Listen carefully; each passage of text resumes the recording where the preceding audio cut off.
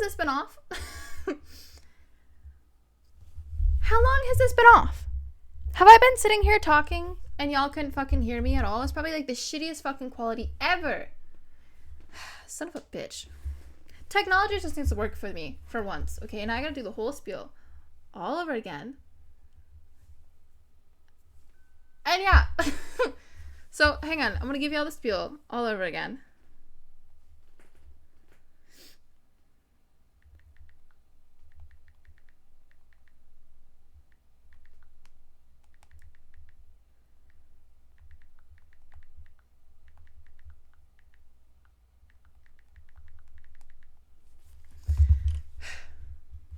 We're gonna restart the spiel. Okay, guys. Hi, it's Morbid. It's still on. Okay, cool. I don't know when it went off. Motherfucker. Oh. I'm rolling over Christmas lights. That's not good. I'm gonna get glass all over my fucking floor. Are they glass or are they plastic? Hang on.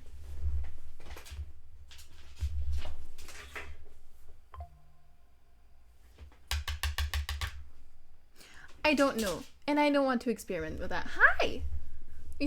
You missed the word. The word? The thing, my name? You missed that.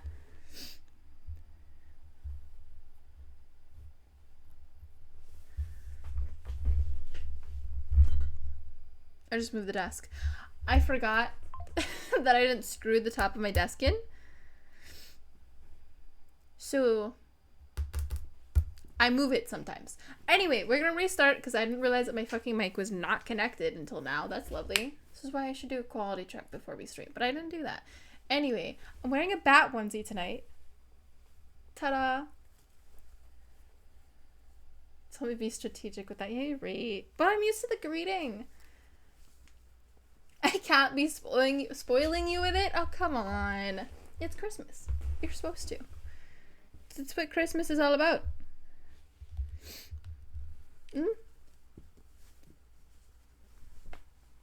Bat onesie. Anyway. So, as I was saying, fluids check first before we hop into it.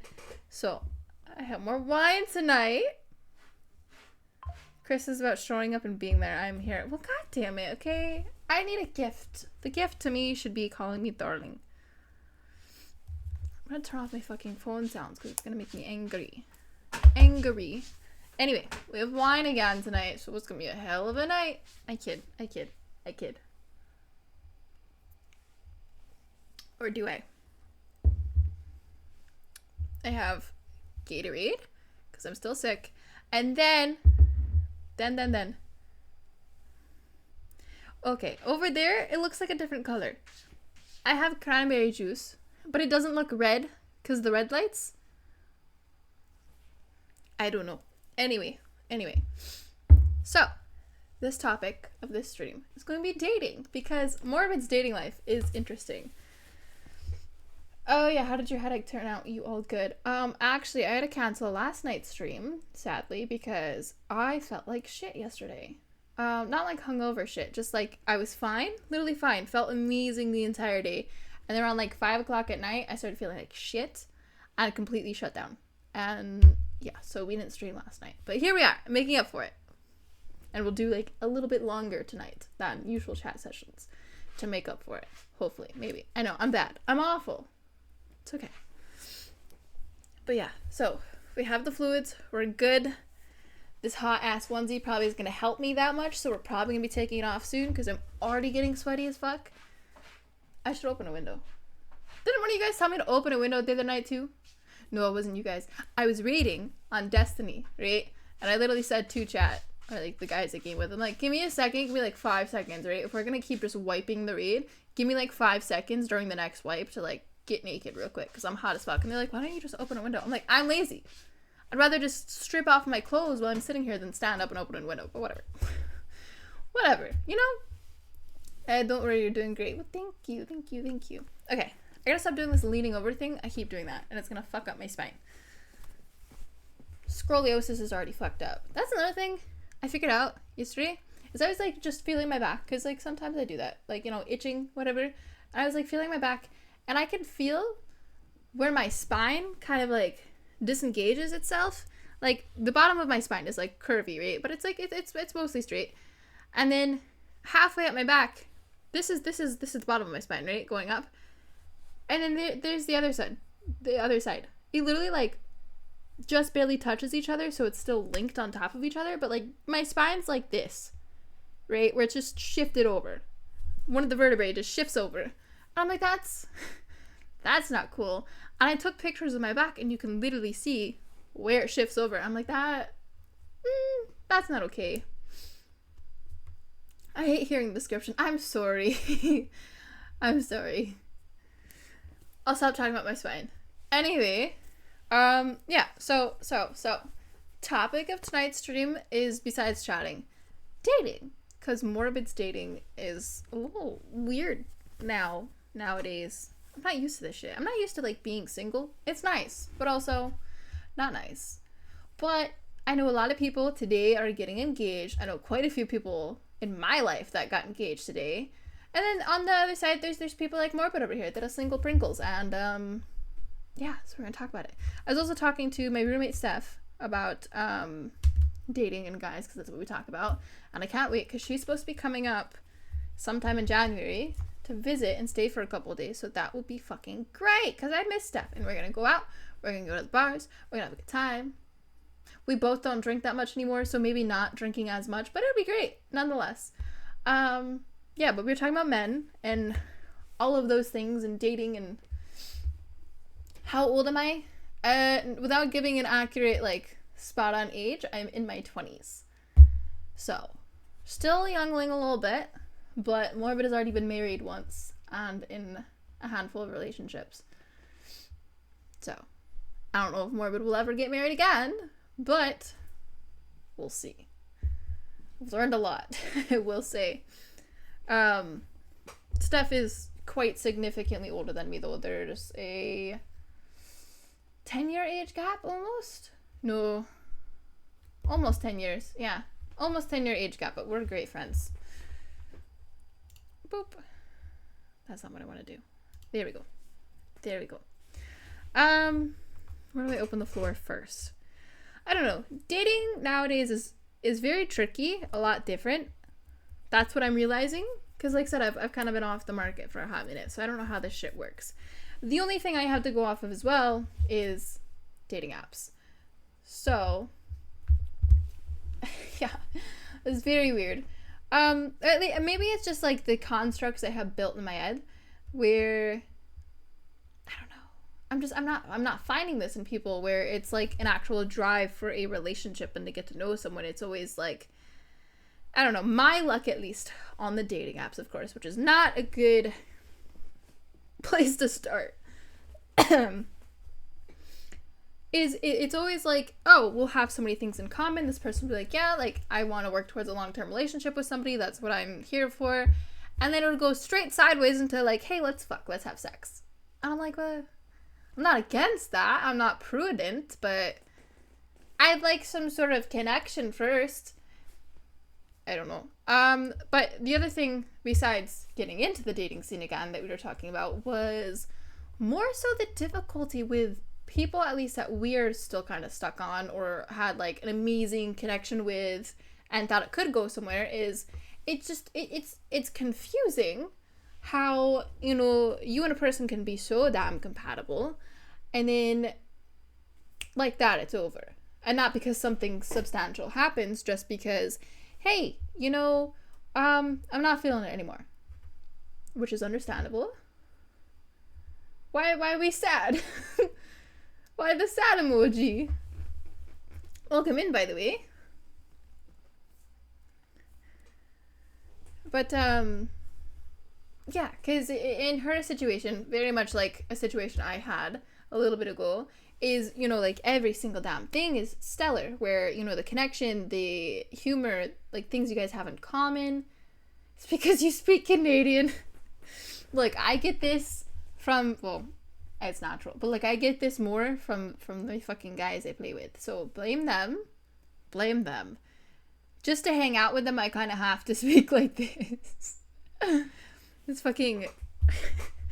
It's like that one, I don't know, there's a specific meme where it's like all these people talking in like a really like deep voice, and then it's like the light voice. I don't know. I'm not describing it well, but I mean, they all talk in French too. So it's either I speak Canadian or I talk in French. And the French I'm still working on. Although by reading my book, I'm learning quite a bit. Like, I'm putting a lot in the book. So, falsetto. Yeah. Yeah. Deep light. That's how I do it. I have no context by plastic. Okay. What was I on about? See, this is the thing. I have fucking Morbid has ADHD like a motherfucker. We know each other. I need context here, because you know I don't know usernames well at all. Give me context.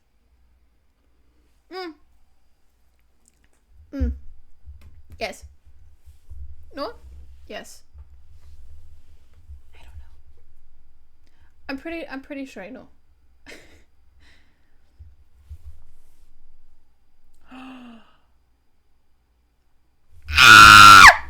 I do! You fucker! Ah, this is great! I'm happy. Sorry, for the people that have no fucking context. This is one of my very, very, very, very, very best friends that I've known for fucking years. And I love him so much. This is the perfect fucking stream for you, mate. Perfect stream. Very much one that got away, I will say. Talking about the difficulty of dating apps because the people we are hung up on. Ah, yes. Well, not because the people we're hung up on, but it goes hand in hand. I'm getting sweaty, so guess what? Morbid stripping early. Enjoy. You know? Ignore me. I'm all over the damn place. I didn't get my thoughts together. Yeah, so. God. You know I wrote about the Ottoman Empire in my first book, right? You should buy it. Please. But there's literally like a 2-page long excerpt about the Ottoman Empire. Yes, there is. There literally is. I can send you pictures later. Dev! Hi, Dev. Morbid's half naked again. Enjoy. I've said this so many times where I will get on stream and be like, yeah, I'm gonna wear like a hoodie, I'm gonna wear something cozy, and then I just get so fucking sweaty. I don't know what it is about being in this room and just being sweaty. Like, I was gaming earlier, playing Minecraft, like the nerd I am. Perfectly fine. Y'all make me nervous. Y'all make me melt. And I don't appreciate it. Merry Christmas, Dev. I hope you're having a good day.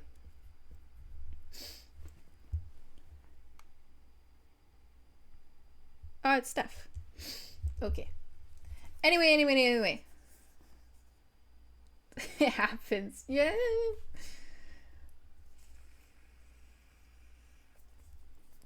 But yes, I will send you the excerpt later. Fucking hell, mate. You owe me a visit, by the way, as well. We'll talk about this. You owe me a visit. You gotta come to where I'm at. I will. Got you. Anyway, back into it. So yeah, what Steph and I were on about was more on the spectrum of nowadays there's a lot of this notion of the grass is always greener on the other side. Hear me out. Where you could be in a relationship. I'm not saying all relationships are perfect and you should stay in them. Not at all. My day's alright, just been chilling at home. How's your day? My day is okay. I've spent all morning, I woke up at like noon, just playing Minecraft and relaxing, and then also watching One Tree Hill because y'all know I'm still addicted to that damn show. I thought it was over. It's not fucking over. I'm on season 7 now. Somehow I like sprinted through season 3 to season 7 in a matter of a week. And shit's getting fucking crazy again. Anyway, that's a whole other fucking thing. I get into my shows. But yeah, no, it's been pretty relaxed besides that. And then on the topic of today's stream, dealing with people on Hinge. Because it's a whole fucking thing. But yeah, So the notion that the grass is greener on the other side. Again, hear me out. Where you could be in a relationship, it could be amazing, it could be everything you ever wanted, and then whether it's social media, outside sources of people, or just like your own intrusive thoughts kind of get in the way of that. And there's a lot of the notion that, oh, what if there's something else going on nowadays when it comes to dating, where it's like, well, you're great, you're amazing, I love you, you're everything I want, but she looks fine, I might go to that. Y'all with me here? I'm gonna emphasize more. Give me a second. Collecting the thoughts. Yeah, see, I'm running into it a fuck ton. Like my previous fucking situationship. We're gonna define situationship in this stream too, because I think I have a better definition now. And it's a little fucky, but we're gonna define it on this stream. Bugs the shit out of me. Really does, this whole situationship thing. But with mine, it's exactly the situation that happened. Where in the guy's defense, right? I was literally just getting out of a really fucked up situation with the domestic violence and etc. But at the same time, was really fighting hard to make this work between us and, whatever. And there is a letter on my wall. I have a collection of like things written to me. There's a letter on my wall from him talking about how much he loves me and all of these things and like confessing his heart, right? That all went away immediately because another girl came in from his past, not like, oh, they had a relationship, but more so along the lines of right before I existed, they hooked up. That was it. It was a one-night hookup, bada bing, bada boom, right? But they were within the same friend group. And we're in a relationship, situationship. We're making things work. It's been a couple months, and she goes, hey, I see you got a new girlfriend. I just want to let you know I regret not getting in a relationship with you. I really want to be with you. If you ever break up with her, I'm here. And then a couple days later, I'm finding out that they're hanging out with each other. And then a couple days after that, it's, hey, I can't be with you. I think it's too much. You, Morbid, don't seem like you're ready. You're going through a lot, and makes a whole thing about it. And the next day, they're now talking to each other and pursuing something. And I'm like, it makes sense. And then now this guy's actively playing both sides, which is the main thing that Steph and I talked about, was we can't let people, men or otherwise, play both sides. In the sense of a lot of people, when they go after that greener grass, which very well in a lot of situations is fake green grass, will still keep one foot on the other side. And this doesn't just have to be about relationships. It could be friendships too. It could be jobs. Could be anything. Where most people will still keep another foot on the other side while they're actively pursuing the other thing. Or leaving something there so they can come back to it. And much like Stephanie's person is doing this to her, my person's still doing this to me, where, once every couple of weeks, I'll get a text like, hey, I really miss you, I was thinking about you, hey, do you want to have a phone call? Or I'll get a random phone call that lasts like 4 hours long of them being like, yeah, like, I miss you, I've been thinking a lot about you and all these things. I'm like, oh, okay, well, what about this girl? And then they'll be like, oh, yeah, well, I'm still doing that. I'm like, come on now, But also, I'm not a person that's going to allow that to happen to somebody else. I'm not going to be the other person. So that yeah. Hey, Michaela. Merry Christmas to you too, love. That's a big thing I'm seeing a lot. Like, especially coming from dating apps, is kind of the overall thing of, oh, yeah, like, I want to go on a date with you, but then I also have a million other people that I'm also going on dates with, and I'm just going to pick and see which one works out for me. And with dating apps, it's slightly different. It definitely is, because that's kind of the aim of the game, is to feel out everybody. But it's still a little shitty when you go so far in, and then you're like, well, Katrina looks better. we're gonna go for Katrina instead. I don't know. I'm not describing this well. Somebody help me out. Somebody give me something. I'm gonna drink my wine. That'll help me.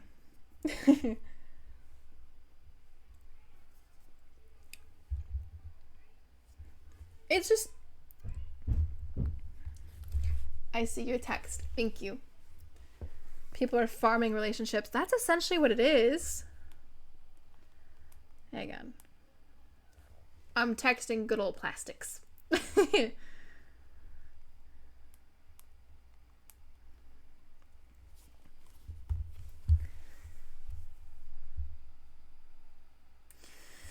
Yeah, being engaged to someone that hates you and not leaving it for a better relationship out of fear. Yeah, that's another thing. Mass manipulation is the biggest thing. I mean, that whole grass is greener on the other side thing, it's very much on the same spectrum. I'm glad I'm not in relationships with anyone because I hate everyone. I feel that, Dev. I really do. Oh, shit. Sorry. Just fucking cheers you guys on accident. Whatchamacallit? Where's math equations? Fucking... Ow. My eyeball. Oh. There's the thought. It came in my head. I've been saying this for a while now, like a long ass while now, since I moved, while now, so almost 3 months, while now, that, you know, there's a strong part of me that does not want to be in a relationship, that wants to just pursue my hobbies, do my own thing, and, like, succeed in my career, finish my schooling, whatever it may be. You know, I have a wide range of things I want to do, like, for example, I keep hitting the damn mic. I am really into fucking cars, so I really want to build up a rally car or a drift car, whichever one it may be, or both, fuck it. Go to the car meets, have fun, do that whole thing. I want to get back to my photography, do the urban exploration. I plan to buy a house within the next year. What else? Oh, yeah, finish schooling. Also, I want to get into boxing, too. I feel like that'd be badass as shit. Like, badass as shit. Like, imagine Morbid. With bigger muscles, obviously. But, like, imagine Morbid, like, beating the shit out of people. I think it'd be great. But then also, on the flip side of that is, you know, there are those nights where I'm sitting in my living room and I get fucking sad because I want to make out with somebody. I want to get a forehead kiss. I want to dance in my fucking kitchen listening to music while we make dinner or make lunch or whatever it may be. And I want to go out and do things. But I hate doing things alone. Like, what? Am I going to go sit at a bar alone? Don't want to do that. That's not fun to me, honestly. Like, yeah, I could totally meet people while I'm at that bar. But I'm not good at that shit. Sometimes I'll get this random spark of like, oh my god, extrovert. But majority of the time, no.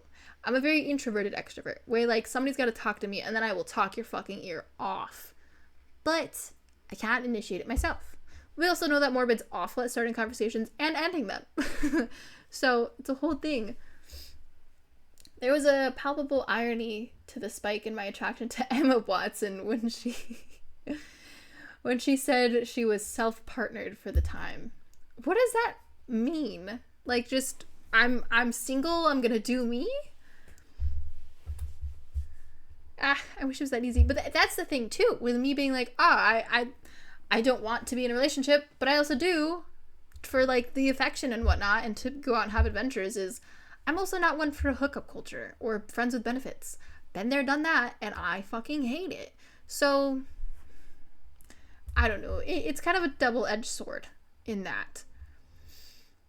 I have this stigma against dating apps, although I'm fucking on them. It's my only way of meeting people so far. If anybody has any suggestions on how to meet people, let a girl know, because I don't fucking know. I've done the bars. I've done the bookstores. Like the book talk thing. I don't know. I only work with women and one singular guy, and he's not really a guy that I would go out with. He's kind of like a college frat kid, and not my forte whatsoever. So, yeah. But let a girl know. There needs to be a cuddle culture is what you're saying. Yes. not hookup culture, but like, hey, let's be besties and make out once in a while. That's pretty much hookup culture. I just want somebody to make out with me. That's all I want. That's all a girl wants. And it's gonna fucking suck that I'm gonna be alone on New Year's Eve, but what you gonna do about it, you know? Yeah. But my stigma against these dating apps is majority of people on the dating apps are on the dating apps for a damn reason. Now, there are a couple of needles in the haystack that are like me, where it's like, hey, I just moved to this area. I literally have no other way of meeting people yet. So this is my way of meeting people.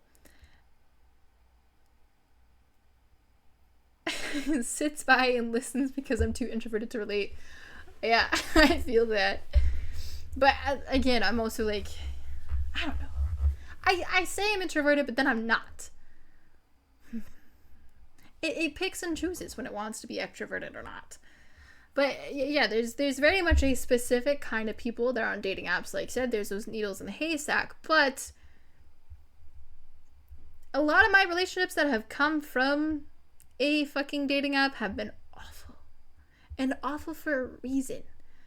And then also, I keep finding like these people that have like actually great bios, great pictures, great whatever. And I'm like, fuck yeah, like I want to pursue that person. And they're like, oh, I just want to hook up. I'm like, you fucker. Like you tick all the boxes and you just want to fuck. And I'm like, god damn it, fuck, you know. You could be an ambivert. Ambivert. What specifically is that? I'm pretty sure I've heard that before. No dating apps here. Don't do it. Don't do it. Dating apps are fucking awful. Don't do it. The only successful thing I've gotten out of a dating app, besides one date that you guys have heard about, is stalkers. I'm gonna tell this story real quick. So when I first moved here and I first got Hinge, right? I could also get Bumble. I don't want to get Bumble. I'm banned from Tinder for some fucking reason, so I can't get Tinder. Not that I'd want to. That's where hookups really come from. But so when I first got Hinge, right? When I first moved here, whatever, I met this one guy, and I'm like, okay, he's significantly older than me, but whatever, fuck it. Maybe he's matured. Maybe he'd be a good person. He seems a little successful. We'll go for it. That's another thing is I'm realizing in myself, and this probably will just be like me aging and me adapting to like my lifestyle, and then also just things I've learned, is I'm kind of biased against people that don't have at least semi-successful careers. Like, if you're not actively pursuing a career and you're just taking whatever job you can get, I'm not the most attracted to that. Like, I understand sometimes you have to, but I try to see what people's goals are, and if they don't seem like they have goals and they're not driven career-wise, huge turn off for me. Which, we all have our interests, we all have our boundaries, that's one of mine. But yeah, anyway, ambidextrous for introvert, extrovert. That is definitely me. That is wholeheartedly me. I wish I could, like, I've met so many people that are just completely like, ha! I'm morbid. Welcome. You're gonna like me. We're friends now. And I wish I could be like that, because it's very successful. When I was younger, I used to be more extroverted, and I was able to do that. Like, walk up to somebody and be like, hey, I'm morbid. We're friends now. And it would fucking work. Well, that makes sense. Why take a chance with someone who probably won't withstand? Exactly. It's like I want to grow with somebody. I want to succeed with somebody. And also, I need somebody that's going to kind of understand how busy I am with, life and career things, because my actual job takes all of my time, and then stream takes all of the rest of my time. Not that I'm complaining. I fucking love you guys. I'm doing this because I love it. I don't have to. But yeah, I want it to be understood as well. But to the story. So this person, Ray, was also a streamer. We're not going to plug him because he's fucking crazy. But he was also a streamer, semi-small. I think he had like 900 followers, so significantly more than we have. But, and it was great. We talked for literally less than 24 hours because shit started to slowly unravel really quickly. Or, I said that wrong. Yeah, shit was unraveling very quickly, not slowly started to unravel quickly. So literally the night was like, I think we started talking like 6 p.m. and then he started streaming at like 7. So I watched the stream, interacted with the chat. He's really fun, kind of entertaining. And I was like, this is great. This seems like a kind of person that I could get along with. He doesn't live too far away. I think it was like maybe an hour drive, whatever. Cool. And we were going to plan to like meet up, hang out at some point, maybe the following weekend or whatever it may be. And then, much like a lot of the people I'm running into, it started turning into, oh, well, do you want to hook up? Do you want to have sex? What are your kinks? Send me nudes right off the bat. Now, I'm not against that kind of talk if we've been talking for a little bit. Don't do that shit to me right off the bat. Huge turn off. But yeah, so it was like that, and I was shutting it down, and then I was like, hey, I'm going to go to bed. I'm really fucking tired.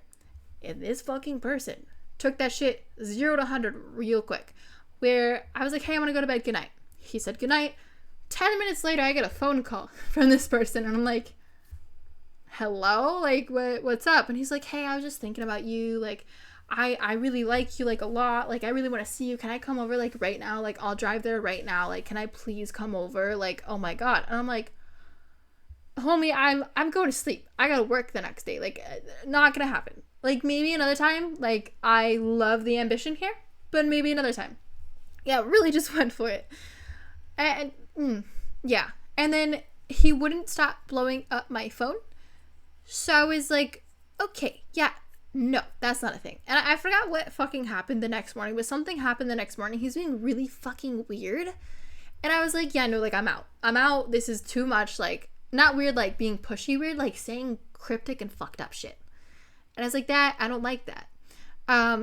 Kind of having to do with like where I live, like kind of knowing where I live and that whole notion. I'm like, yeah, I don't like that. Like, we're not doing that. Okay.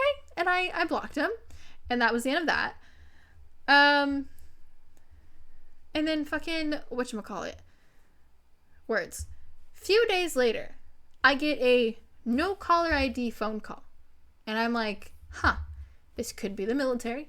My ex was the military, so I'm not surprised if the military calls me from a no-caller ID phone number and, like, wants to ask me questions about the situation that happened. It happens quite frequently. Especially back then, like, every other day, I was talking to, like, the investigation services and whatever, because Navy's crazy about their shit. When a sailor commits a crime, they're on top of it. So, well, is there any success? Do they actually do anything about the crime? No, but they will question you 5 times a day, every single day. It's great. But yeah, so I was like, okay, this is probably important. I usually answer no caller ID phone calls because it's probably the Navy. So I answer it, and all I hear in the beginning is just breathing. Like, like horror movie stalker breathing through the phone. And I'm like, what the fuck? And then I start to hear like a car driving. I'm like, hello? Like, who is this? And I was getting ready to hang up. And then it sounds like he's crying, like full on crying. He's like, I really miss you, and you blocked me, and I don't know what to do. Like, I thought we could be together, and I'm like, homie, what the fuck? And I was not in the mood this day, so I was kind of a bitch. And I was like, hey, dude, 1, I'm busy. I don't have time for this shit. 2, you're blocked. Take that as a fucking message. Like, I'm not doing this shit with you. 3, no, we're not gonna be together. Like, what the fuck? Like, you creep me out. You push the boundaries. I told you to stop a million times. You didn't listen. We're done. Goodbye. Like, I knew you for less than 24 hours. You should not be attached to me like this. This is weird. He's like, well, can we at least just be friends? And da-da-da. And, like, kept pushing it. Like, yeah, no, you're blocked. Take it as a message. Goodbye. I hung up. And then time went by. And then I would get, like, here and there, like, random no-caller ID phone calls, and then it would immediately hang up as soon as I picked up. And then today, I also got those same no-caller ID phone calls. I would answer, be like, hello, just hear kind of static for a bit, and hang up. Don't know if it's the same guy, but it could be, and it's fucking weird. And that was my first encounter with Hinge in this new state that I live in. Love it. There's a crazy guy on Twitch stalking a lady, and I find him every time he makes a new account to report him. Fucking shit. People are crazy. That's the thing, is just like, that's what I mean by, like, there's a certain type of people on most dating apps, or all dating apps. And maybe that's just my luck, but I keep running into, like, the craziest people. There was also, this was a couple of years ago, but there was also one time, like, back when I lived in Connecticut, that I, I think it was on Bumble, matched with this guy. He was a cop for a town really close by, or city really close by to where I lived. And, you know, we're hitting it off, whatever. And I typically don't tell people my last name. But he decided he wanted to search up my phone number in the police database and found all of my information, my address, my full legal name, my parents' names, the school I went to, and then everything like that. Like, pulled up everything, right? And I randomly get a text from him, and he's like, so you've been pulled over 5 times, or like 4 times, or something like that. I'm like, how the fuck? Like, I know you're a cop, but I thought you're not allowed to do that shit. Like, what are we doing here? And he's like, yeah, I looked up your record. Maybe you shouldn't be doing this, or you shouldn't be doing that. I'm like, what? And now, to you guys, disclaimer, when it comes to me being pulled over, your girl's never gotten in trouble until recently. Me getting pulled over in the past would be like, I think one time I got pulled over for following too close to somebody, and it was the stupidest fucking shit. And the other times it'd be like slightly speeding or whatever, but I always got let go until recently, and I got a speeding ticket recently.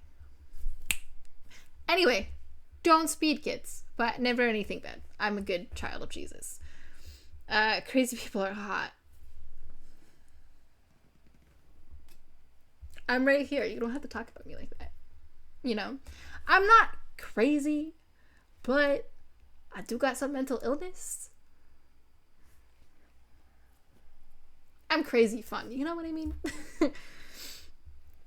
Hoomst. Okay.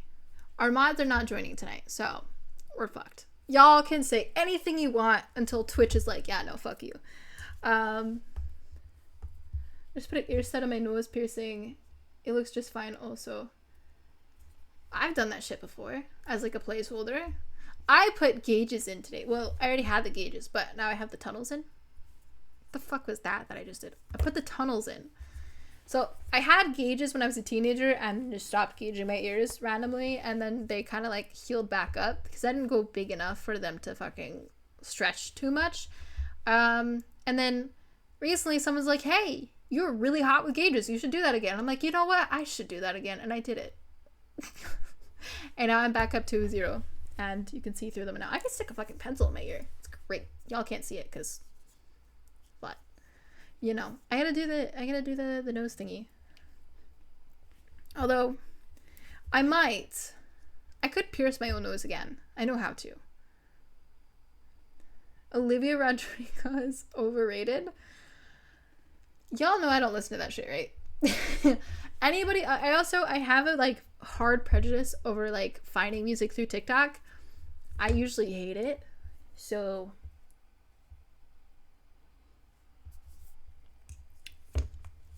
yeah, you can say anything you want. I can't say I agree because I don't listen to her stuff, but you know.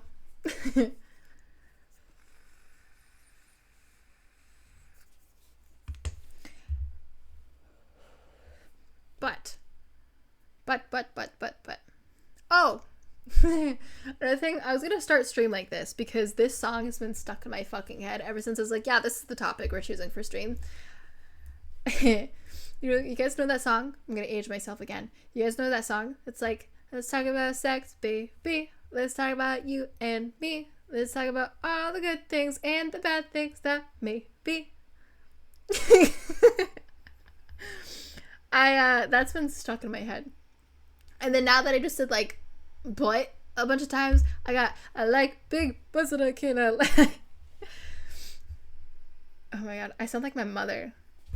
Oh, I hate that. Oh my god. I don't have a close relationship with any of my family, especially my dad and parents, but I do have them on Facebook. And my aunt a couple weeks ago, honestly, shared something on Facebook that was like, hey, I'm starting to like hear my own mom's mannerisms and my own mom's voice when I talk, and I hate it. And I'm like, dude, everybody like not voice, but like sometimes I will laugh a certain way, and I'm like, fuck, I'm my own mother. And then my stepdad replied to that comment. He's like, you walk like her and you act like her too, and you guys kind of look the same. I'm like, don't fucking tell me this shit. I don't want to be like my mother. Thank you.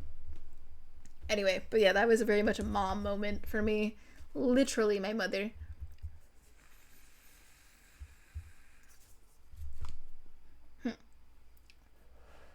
So, kind of switching gears a little bit. I'll come back. I'm trying to gather thoughts still. What's that hand motion? Pow! Magic, you know? Fucking words, math equations. You guys, I still have to take care of the fucking boxes. Someone needs to yell at me to take care of the fucking boxes that are just sitting here. It looks like a fucking trash hole. It's not. I just got boxes. I gotta take care of them. I gotta recycle. Reuse, reuse, recycle. Although we don't have fucking recycling here, it's kind of dumb. We didn't have recycling. No, we didn't have recycling in Connecticut. But that was also just the house I was living at. That beach house I was living at. Hang on, I'm doing math. Did I actually have recycling in Connecticut? Or is that just the bar? I think the bar was the only thing that had recycling in it. Holy shit, ADHD moment. We don't have recycling here. I did my laundry. I did it. I fucking did it. I went to the laundromat and I did it. That's one thing I'm mad about. My last 2 apartments that I had a washer and dryer unit in the fucking apartment. Don't have that shit here. Then again, this apartment's way too fucking small for anything. Like anything at all. Although I'm hardcore debating. My neighbor on the other side of this house, again, duplex, is moving out in June. And they have a much bigger space. And they also have the entire basement. Which I think is a little stupid. Why didn't the landlord split the basement in half so we could both have laundry units? Whatever. But they have a basement and it has the laundry stuff in it. And plus more room. They actually, I only have a hallway of a fucking kitchen. And then a tiny ass living room. And then a tiny ass bedroom. And a tiny ass office. It's fucking shit. I don't know how the fuck the girl that lived before me lived here with 2 goddamn fucking kids. I can't even live here with myself. It's so small. But the neighbor has a decent sized living room, a dining room, and a fucking decent sized kitchen, plus the entire basement and 3 bedrooms upstairs. And I'm like, I kind of want that. So I might, come June, move to the other side. We'll see. Plus, if I do that, then I get to be in charge of all the bills. Because how it is in this weird ass apartment. So it's a family-owned place, right? So it's really weird. It's not like, oh, if you were to rent an apartment in an apartment complex. It's family-owned, so things are just done weirdly. The architecture, shit. But also, one thing that kind of irks me a little bit is only the other side of this apartment, or the other side of this house, has a thermostat for the entire fucking house. They never split it. So I don't have a thermostat. The girl that lives over there controls it. So she's kind of in charge of it, and then, come the end of the month, she'll be like, hey, Morbid, here's the bill. Pay this part. And I'm like, okay, cool. But I don't know how much I'm going to trust somebody else to just randomly move in there and then not charge me at the ass for it. So I kind of want to be in charge of that. We'll see. Anyway, what was I talking about before? Oh, yeah. Yeah. I remember. I got this. I'm conquering the ADHD tonight. Look at me go. Look at me fucking go. Alright. Also, guys, so I stopped fucking rambling and losing my mind, my marbles over here. Ask me questions and stuff. Let's get the chats going a bit, you know? One thing I was gonna say, on the topic of dating and super lovey thingies, because like I said, Christmas is the time for the super lovey-dovey thingies, I have just some things that I want that a lot of people also, it's very lost on dating nowadays, and I think it's quite simple. But a lot of people don't do these things, where it's besides the dates, which nobody ever takes anybody on dates anymore. Maybe that's just my luck. I live in fucking America, so the epitome of America is the fucking sewer rats. If you take a New York City, it's the subway sewer rats of dating field here. Now I've heard other countries, other European countries, fucking amazing to date people in, because they actually have morals and they're raised with fucking standards. Unlike us, it's fucking bullshit. I'm not saying that out loud because I will stumble over my words. My answer is 42. I won't be able to. But anyway, yeah, we're not. Now he's talking about the grass is greener. Look, man. Look, you can't fault me for that, okay? Fucking, I wish there was a dating app where I could just meet people from other countries. Because it would be so... Yeah. Yeah, see, you get it. 42, very nice. Hitchhiker's Guide. You get it. You get it. Nobody ever gets that. But, I mean, yeah, that's kind of my grass is greener on the other side. But that's one thing that Steph and I talk about all the fucking time. Where we're like, literally, majority of people in America, yeah, I know there's like those few diamonds in the rough, but majority of people, fucking awful.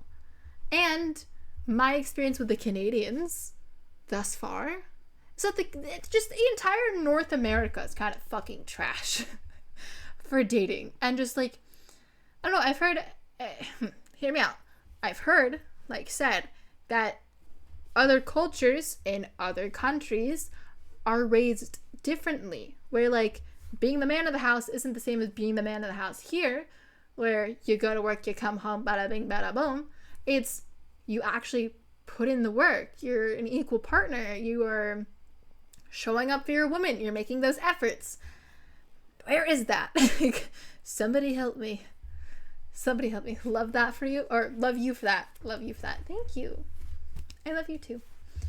But yeah, it's to the topic is I want such simple things. And I guess they're not that simple for everybody, but I, being the writer that I am, would fucking love some handwritten letters of like just your emotions. That's one thing. It's just pure honesty. It's so lost on people. And I don't understand, because I'm such a like feelings person, like very honest and open with my emotions, and I know that's very difficult for a lot of people. But I'm so like, if I feel it, I'm gonna say it, you know. And it's such a beautiful thing, beautiful feeling to feel those feelings, and why not share them? And like, YOLO, you know, you only live once. Why keep it in? Why gatekeep how you feeling, what you're thinking? I don't care if it's like, hey, we're drunk as shit off our ass and I'm gonna say this thing in my mind. Fucking say it. Like, I don't. You need to go to Antarctica. You can date a nice bird there. They can fly, but they will give you a nice fish. You know, maybe I will. Maybe I fucking will. Antarctica with birds seems nice. Seems absolutely fucking amazing. But yeah, that's a whole other rant. Is just the fucking being honest, not just with me, but with your goddamn self. It is the epitome of same with the first thought we had of the playing both sides is you're not being true to yourself. You're not being true to your heart. You're not being true to the other people involved in this equation. I don't get it. One Tree Hill reference here. In one of the recent episodes I watched, literally 2 seasons ago, but I literally watched it yesterday.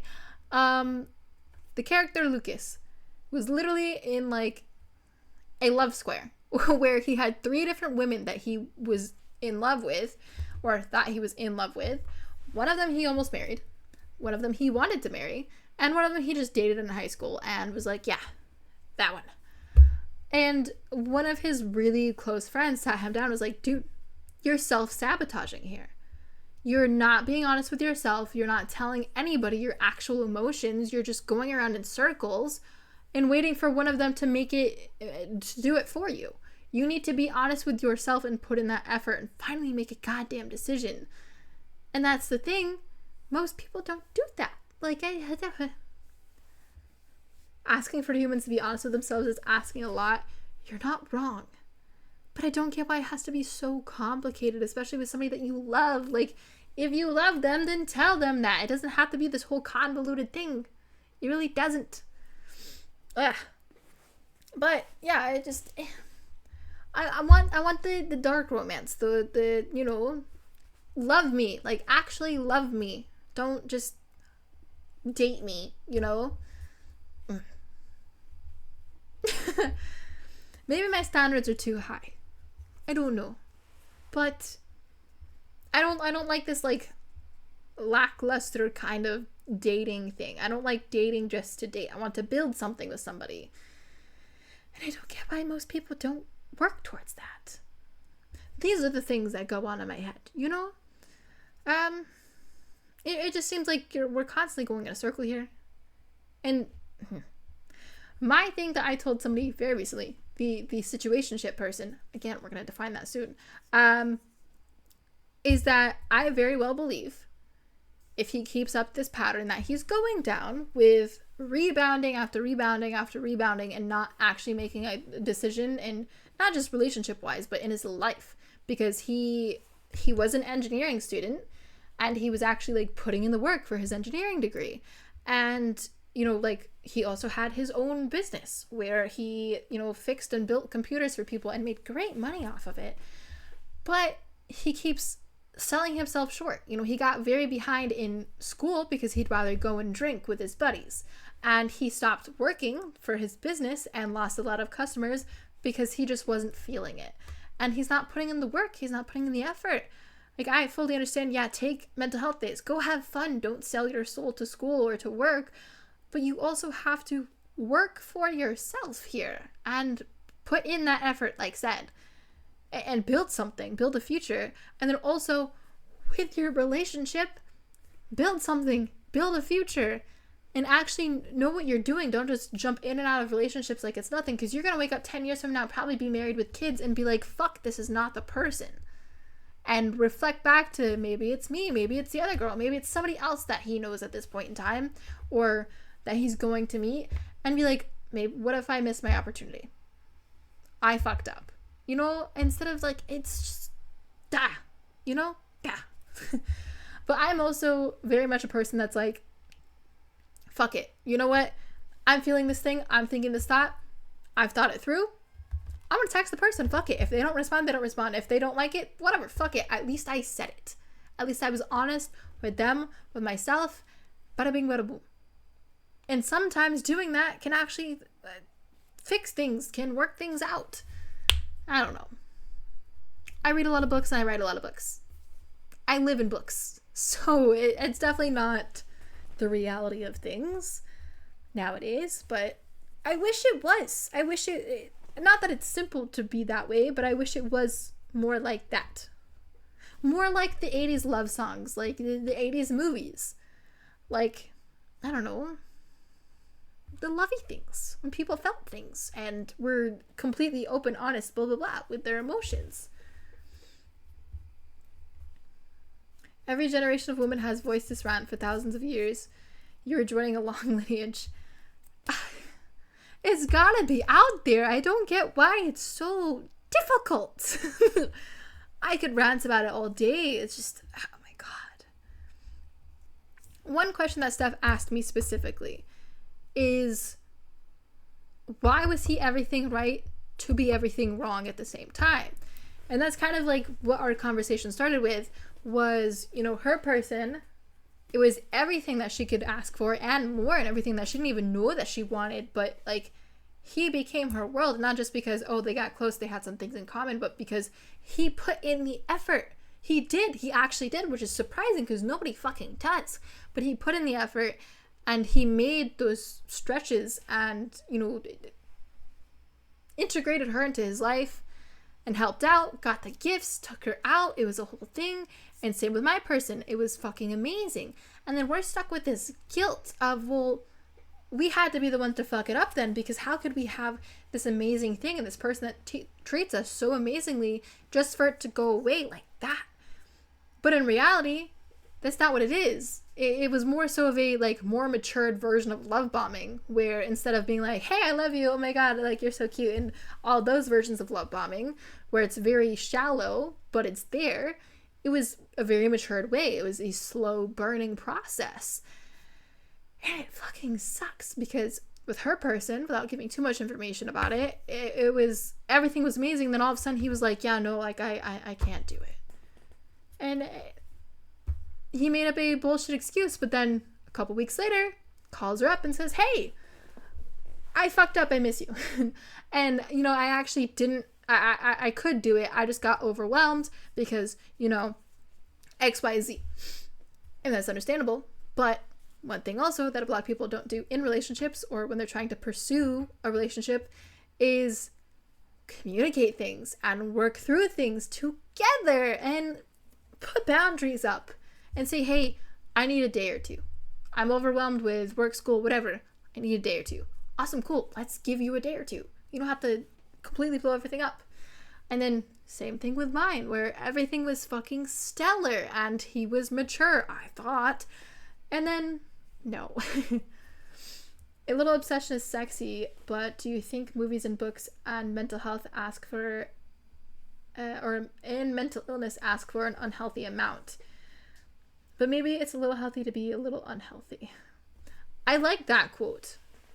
Little healthy to be unhealthy. There's a hard line in between protective and obsessed, or being into somebody and then being obsessed. Where in my mind, you should be all about your person. Your person should be your person for everything that stands for. And I'm not saying put them in front of your entire life. No, not at all. That's what I've always done is, you know what, person, I love you. You're great. I can fuck everything else in my life. You know, fuck my job, fuck the people in my life, fuck everything, fuck my hobbies. You know, I don't give a shit about it. I'm going to take care of you. That's not okay. That's not obsession. That's kind of just putting that person above everything, and that no.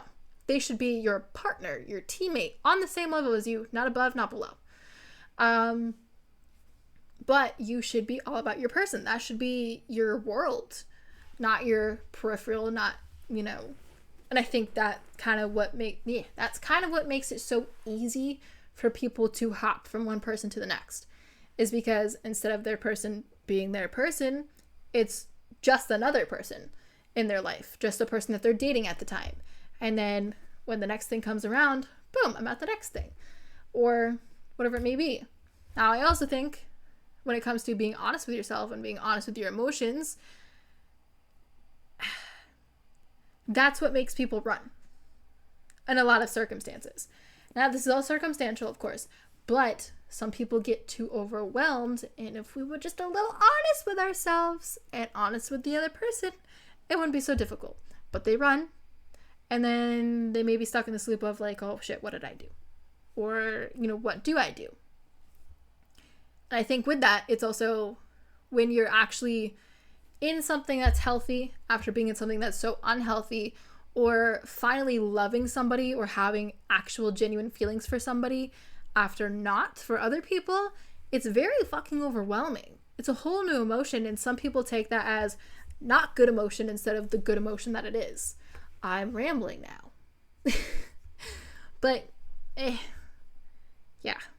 I know that's definitely what I did in the beginning of situationship in the past. Was, you know, again, I was overwhelmed. I was very doubtful. I was like, nope, I'm just gonna have a really abusive relationship. There's no fucking way that this is amazing. Turns out it wasn't, because this could have just been him saying it to hurt me. But the last time I went and I said goodbye to him, he straight up told me, yeah, even if we were together, I was still gonna leave you for her. Now, again, I do think he's doing a lot of destructive things and saying a lot of destructive things to hurt me in the end. And he succeeded, and that is why I no longer speak to him. Because it doesn't matter if you're upset with me, with yourself, with whoever, you can only get away with saying so many hurtful things before you step over the line. And that's that. Sounds like a rough situation. It is. It's interesting, but I'm over it. That's one thing with being an adult and growing up, is I no longer hold expectations. So if you want to go out the door, you go out the door. But I also do not put up with bullshit. So if you can't extend the respect and the honesty towards me, you're out. Goodbye. And that's very, very heartless for a lot of people.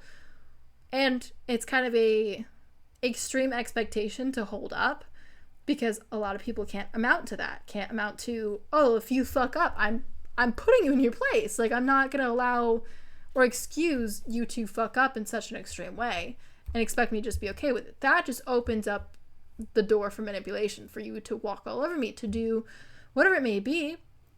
whether if you're doing it consciously or subconsciously, me letting you get away with something, especially if it's extremely hurtful, without addressing it, will tell your subconscious, hey, Morbid's okay with me doing this. That means I can do it some more.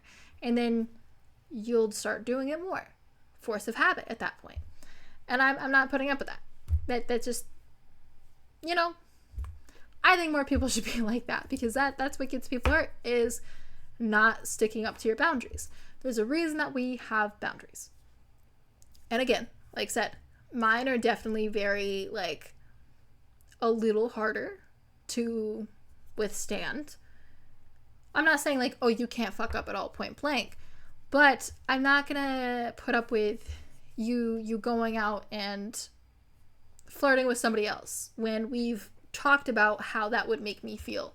Now, I have these expectations and you have to uphold them, but I've never talked to you about them. I will have a conversation with you and say, hey, this is my viewpoint on this thing. You know, I consider this thing cheating, or I consider this thing a thing that would hurt me, or whatever it may be. And we go over it and we create those boundaries together. And after that, if you can still go against them, then bingo bongo, there you go. If I can't trust you with a small thing and trust you not to give me paper cuts, how can I trust you not to rip a wound throughout my entire abdomen, you know? I don't know. It's a thing. Hi, TSV. There's a reason you haven't dated since you were 16. Relationships are sticky. Sticky icky.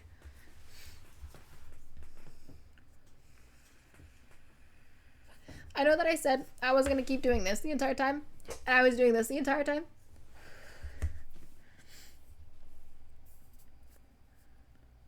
But now that whole thing is over with, it does feel freeing. Oh, that's another thing I talked to Steph about is she was joking about how she has this one guy friend that really, really likes her, but she's not attracted to him, not really interested in him, and definitely not in the mental space to date him. And I was like, well, is he attractive? And she's like, yeah, no. And I was like, well, I haven't dated the most attractive people, so it's fine. But we got on a topic of, one thing too, with boundaries, and why we need to set them more as people, set those boundaries and be more aware, is, what should we call it? Oh, I was like, yeah, it's, you have to not let things go. And the aspect of, you can't be like, oh, well, they have a great personality, but I'm not attracted to them, but it's fine, I'll let it slide because they have a great personality. Like, yeah, cool. Like, you don't need, like, the hottest person, but you want to have all of your wants and your needs fulfilled. Where I'm like, hey, for example, let's be super superficial here. We'll hit all the categories. I want a person with dark hair. I want a person with fantastic humor. I want a person that's a teacher. I want somebody that, I don't fucking know, went to this school, right? All superficial things. Let's say that 3 of those superficial things are kosher, are great, whatever, but that one thing isn't. Now, on the topic of mental illness or mental health, subconsciously, that one thing's going to be in your head the entire time, first of all. And you're going to consciously or subconsciously know the entire time, well, they have all these redeeming qualities, but they're still lacking this one thing. And it's going to stick there, like I said. But also to fulfill yourself, fulfill your heart, you should also fulfill all those things. Make sure all the boxes are checked. Definitely get to know the person, obviously, but at least with my dating history and what I've experienced and the people that I know who have had similar encounters, more times than not, when I let one thing go, or whatever it may be, it usually comes back to slap me in the fucking face and, just kind of blows up. And I'm like, well, if I checked all those boxes, then I probably wouldn't be in this situation, or it'd be different. So just kind of in a it's meant to be stance, but also doing yourself the due diligence and setting those boundaries is make sure, that's your person. Now, people can be opposites do attract, but make sure it's somebody that you can grow with, that you can live with, that you can see yourself doing all the things with and have that compatibility. Because again, if you're letting a thing go, then you're lacking that compatibility. Setting these expectations isn't you being any kind of way, but going after what you want in a person. So, that kind of didn't make sense. I was trying to think of the right phrasing, but yeah, I don't know. Like her analogy was more so like, oh yeah, our one of the people I dated, our hobbies were significantly different from one another to the point where I could never even talk about my hobbies. And I thought that was just normal. Like, like sometimes you just don't talk to your partner about the things you're interested in. But then when I got out of it, I was like, well, fuck, that really sucked. Like, I really hated that. And it bugged me all of the time. And now I understand why. And I was like, yeah, like that makes sense. Like you have to make sure you have those compatibilities. In what ways do you think you violate people's boundaries that you can work on? That's a great question. I'm not perfect. I'm not saying I am. One thing for sure that I need to work on, that I'm in the process of working on, is this definitely comes from a place of trauma, but my biggest thing is pushing for answers. And I don't mean, hey, be honest with me. Like, of course, be honest with me. Like, that should be a given. I mean, like, instead of feeling things out, letting things naturally unfold and become what they're meant to be, I'm always like, okay, well, I want to know the ending. I want to know if this is going to be a complete waste of my time, or if I'm good, if I'm kosher, whatever it may be. I want to know the answer. And I sometimes I don't give people the room to breathe or to think when I'm like that, when I'm asking rapid questions like, well, what is this? Now, it's a double-edged sword there too, because when I haven't done that, I've gotten let on before. And, traumatically, now I'm like, well, now I need to know. But it can overwhelm people. It can push people into making a rapid decision. And a lot of times that decision does not benefit me. It's not in my benefit. It's not in the likeliness of me. It's completely against me. And that fucks me up a lot. So definitely giving people the time to think. Now, not allowing them fucking forever and sitting here waiting forever. Like, another thing I told staff was, it's one thing to miss them and one thing to trust in the universe to, think, well, if you love them, let them go and they'll come back if it's meant to be, right? But then at the same time, you don't want to sit there and wait, because if you're constantly just waiting on this person to come back and they never do, then what are you doing? And that's what I was doing for a little while, was just like, well, I love them, so I let them go, right? They're going to come back if it's meant to be, and I'll be here. And then that person in turn started leading me on, saying, oh yeah, like I do want something, but I gotta see this other girl out first. And once I see this other girl out first, then I'll come back to you. And so they were using that as a manipulation tactic. But all in all, no matter what, if they were manipulating me with it or not, there's a difference between letting somebody go and, maybe if they come back, then making yourself available to that, versus expecting them to come back and then just waiting on them. Yeah, it's very fucking hard to be patient and not know things. Yeah, that's my biggest virtue, is that. Trying to think of other ways that I violate people's boundaries. I don't know. I'm sure when I was like a lot younger, there were so many different things. Hang on, I'm reading chat. Damn, yeah. That was a good answer.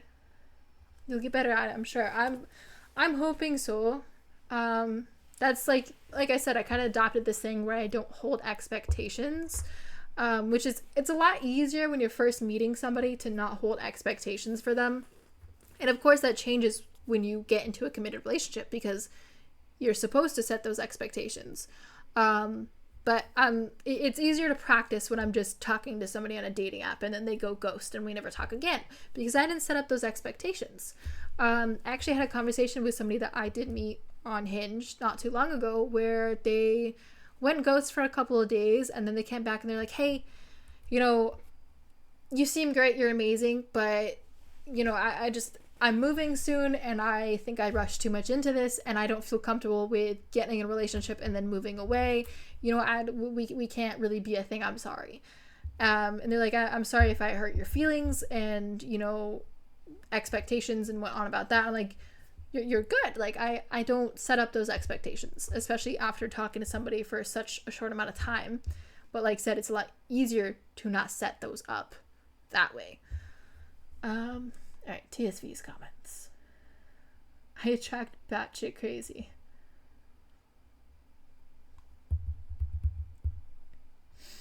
Yeah, I understand the, like, somebody could be super attractive and have the shittiest personality or be the shittiest person.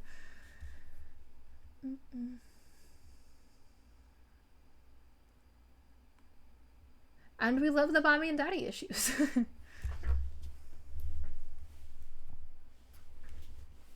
I completely get all of what you're saying, TSV. Maybe, oh, speaking of trauma and mental health, attachment styles. That's one thing I will get into because TSV, you actually remind me of that, with, like, you know, like attention and whatnot. Give me a second. We're gonna nicotine and we're gonna wine because I'm not drinking any of this shit. You guys see this? It's so fucking full. Come on now. And I'm talking so much that I'm losing my voice. Son of a bitch.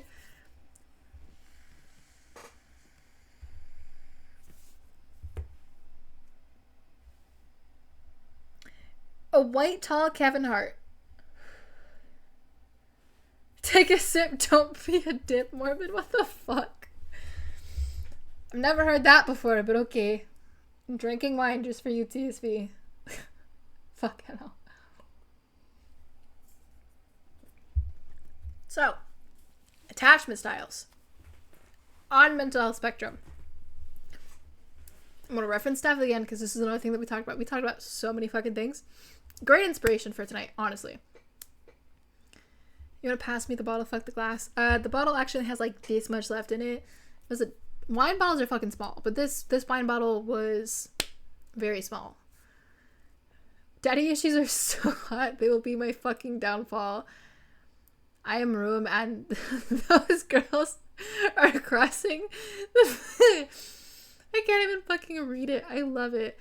I might be your girl. Well, I tell people all the time I can't have daddy issues if I never had a father, so you know, kind of negates that whole thing. Of course you are, darling. You know, you need to fucking come over right now. Come here. Yeah, if I don't have a dad, how can I have daddy issues, you know? It's not like he walked out to go get some milk or a carton of cigarettes and never came back. He just never came back at all. He came and then never came back. Which, funny thing, I've referenced this before in another stream. It's fucking hilarious to me that I was my biological dad's virginity baby, where he lost his virginity to my mom at a high school party, and out came me 9 months later. Thank you.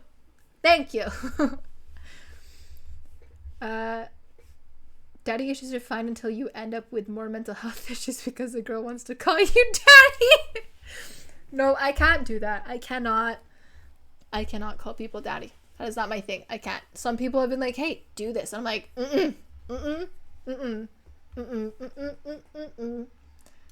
Gives me the ickies. Foreplay's how you get TSV. Happy. Fucking hell, TSV. You are the fucking light of my life, love. Fucking crack me up, mate. I need more nicotine and more wine now. Hang on.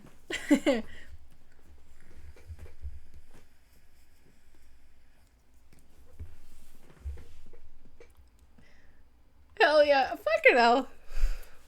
Don't agree with TSV. Don't agree with TSV. Dad tells me to crack him up. It's what I do. It's how you win a girl's heart. You just gotta make a bunch of jokes.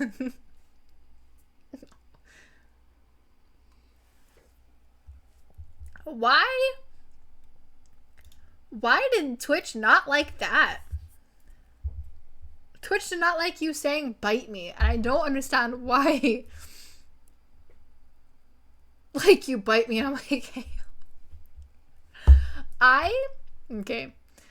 We know that Morbid loves tattoos. I need somebody to fund my fucking tattoos. There's a donation button in my fucking bio. Somebody send me tattoo money, please. For the love of God, I need therapy. Needle therapy. Holy shit. Fucking words. I need needle therapy. And if you want Morbid to be more attractive, donation button. Thank you. Anyway, actually, I genuinely will. If you guys or anybody in the future donates to me and says specifically get this tattoo or get this piercing, I will fucking do it. Hands down, I will do it. No regrets. I will do it.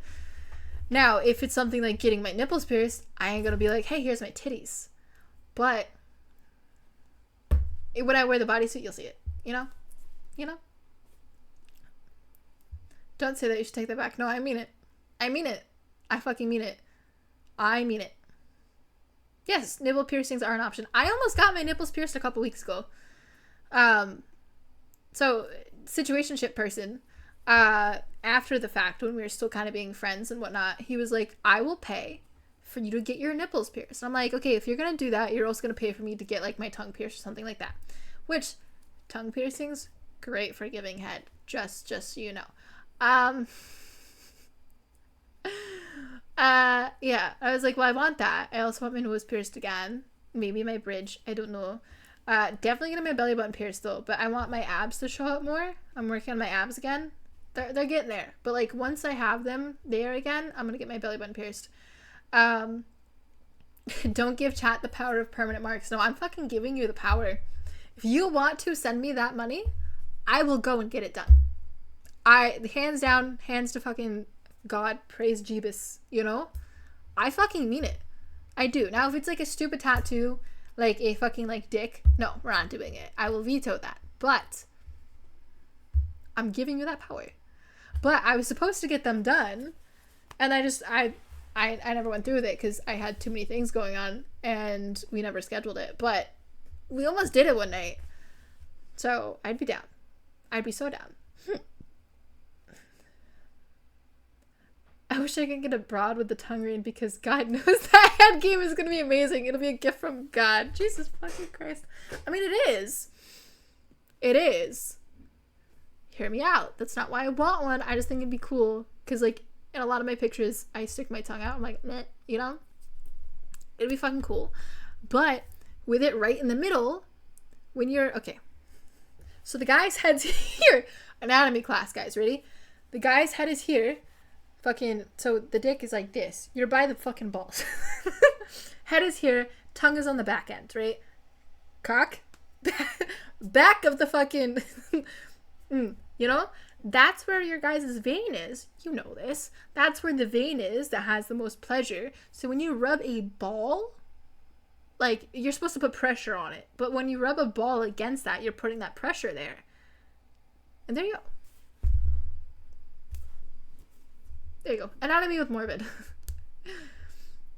The only piercings I will never get is eyebrow ones, cheek ones, or a clit piercing.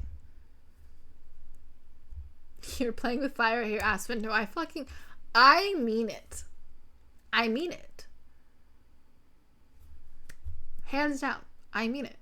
Morbid wants needle therapy, whether that's a piercing or whether that's tattoos.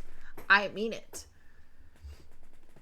I'm not against eyebrow piercings at all, but I would never have them. I wouldn't.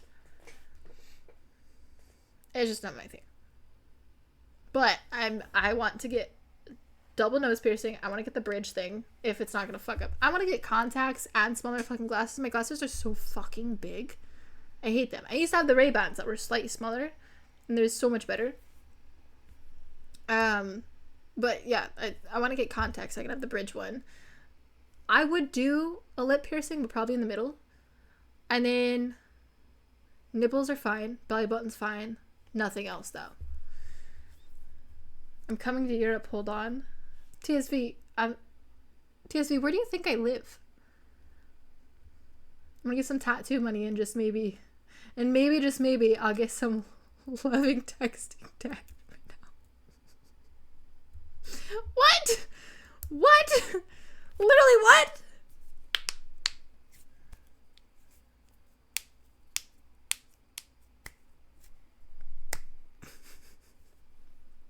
You're gonna sext your dad? Yeah, TSV, what the fuck?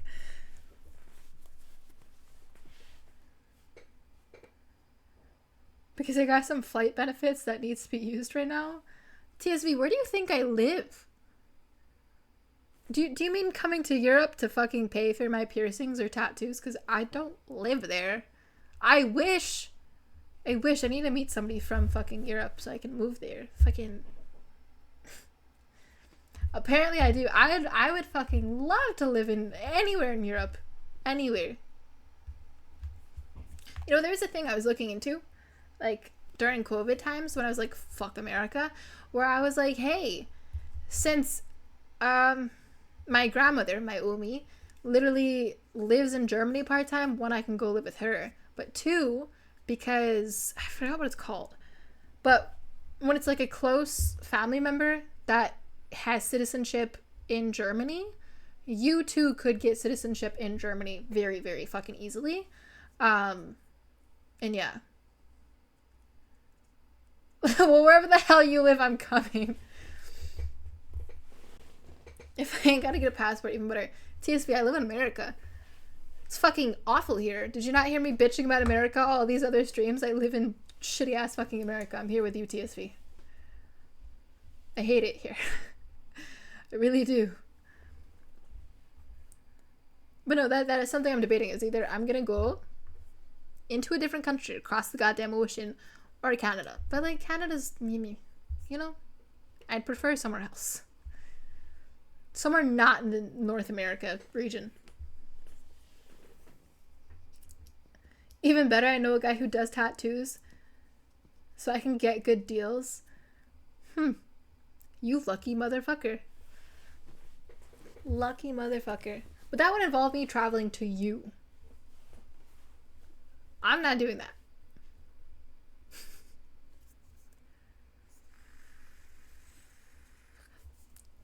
I do need a good artist though to finish this damn sleeve, because there's gaps in it. See, got a hole. This part of my arm that needs to be finished. I'll pay for it. TSV, I have a cat at home that I have to take care of. I can't just travel to another state as much as I'd love to. I could play this like in a summertime when I don't have to work. Maybe. But no, a donation button, my dudes. Donation button. Just make sure if you're gonna donate, put in the caption what you want done, and I'll go get it done. I'm just gonna make sure it's enough, obviously. I think the quote I got from a piercer near me for nipple piercings was $90 for both of them. So I reckon like a regular piercing would be like $50-$60, and then tattoos are like typically deposit of $150 up to like $400 depending on how big. I got a sister who can take care of a cat. You know, that'd be such a lot of travel to put him through. You're so determined on this, TSV. Kit Morbid inked. Fucking hell. But I'm not against random tattoos. That's why I have this shitty thing. This was literally a person I knew was like, hey, I want to practice tattooing. I'm like, fuck it, I want ink. It's really bad, but it's here. Same with like, can y'all see it? Is it this shoulder? Hang on. Ah! That one. Right there. And you can see, I don't like how my skin scrunched up there, but like you can see Jason too. Yeah, but like I got that one on my shoulder. That one was a stick and poke by the same person, and it fucking hurt like a bitch because he did it so wrong. It's fine. It's fine. Needle therapy.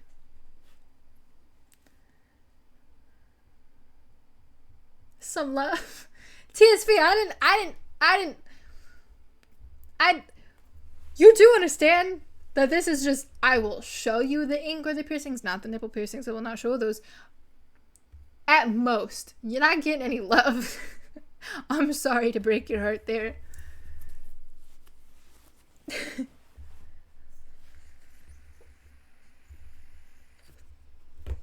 It's purely for visual enjoyment. That is all. That is all. Okay. Attachment styles. Man, fuck, worth the try. I love you, CSV, but no. No. I got my eyes on our other friend there. I kid. Okay. Attachment styles. Are we ready? I don't even know if I'm fucking ready. Am I fucking ready? Probably not. But damn, I see how it is. I'm sorry, TSV. You are way too young for me, love. My love. There we go. Words. Great tattoos already. I need more though. I need more. Okay, my biggest thing is I want to finish this, but I want to finish my hip tattoo. Because I fucking... I look like a goddamn monster can right now with this goddamn hip tattoo. So, for context, stream, I have a, like, giant-ass hip tattoo from, like... Probably, like... It's, like, not even an inch away from my Jason tattoo. All the way down to, like, my upper thigh. That is, It's slasher wounds, but it's not finished. It's supposed to look like Freddy Krueger cut me open, but it's missing like the depth and the blood factor to it. So you can kind of like, if you look at it, it does kind of look like a wound, but like not really. And from a distance, I look like a goddamn Monster Can logo. I mean, it form fits my body incredibly. Like I look so fucking sexy with it. Like goddamn. But I need that one finished especially. But I need somebody that's good with that kind of work, that kind of artistry, and that's very difficult to find. But yeah, I want a spine tattoo too. That's the next one. I want a spine tattoo, and I want to get a tattoo for Beans, for Kylo. I just don't know where. Maybe 20. I turned 21 in 2 months. Fuck with me. Once you go young, it always seems right.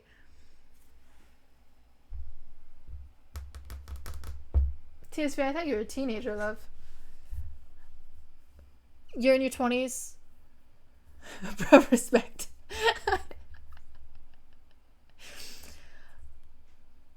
Again, I posed the question of how old do you guys think I fucking am? You know I'm in my 20s. TSV thought the other day I was fucking 26.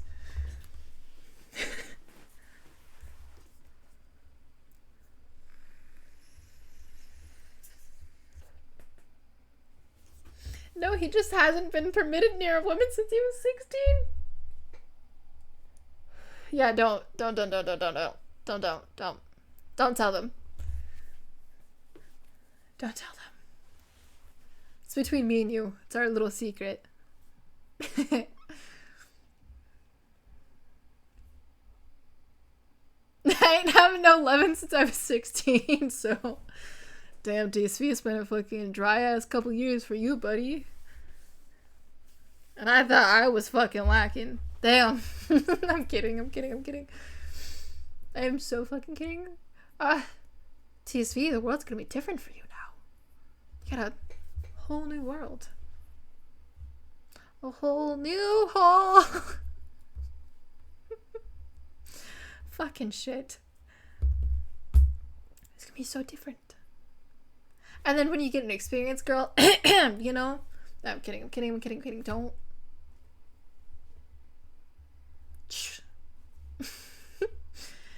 I've been married to Pamela Henderson for too long. Who the fuck is... I'll Google it. Y'all give me these fucking names that I don't know. Who the fuck is this? Can I have a picture? TSV! You nasty bitch! Ew.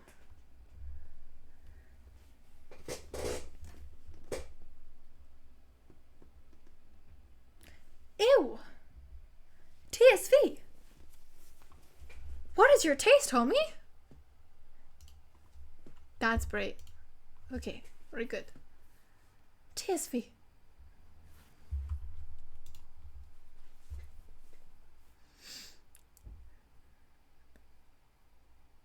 Rosie Palmer and her 5 friends of people. TSV.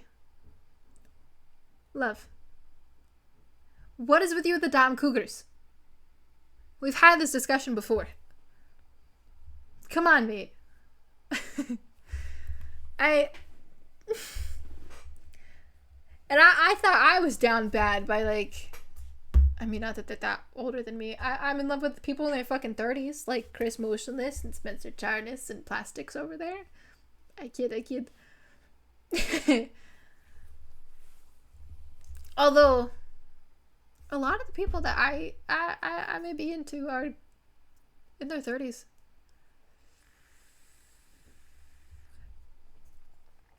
Yes.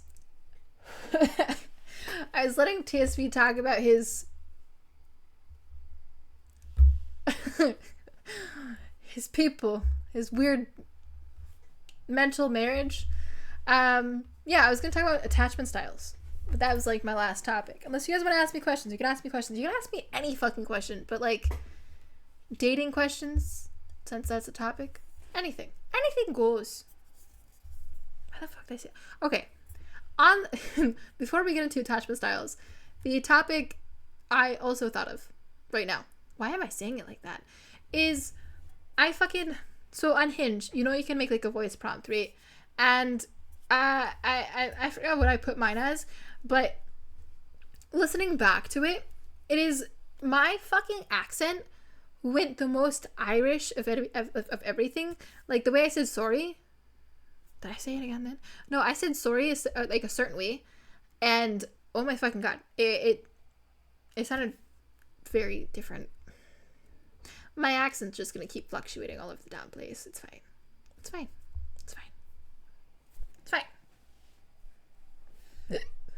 I'm talking about my hand, y'all. You need to culture yourself. What? What? Attachment styles. Yes, thank you. Thank you. So attachment styles. Steph was talking about how her person was more of like the avoidant attachment style type. And mine, or not mine, hers was more the anxious attachment.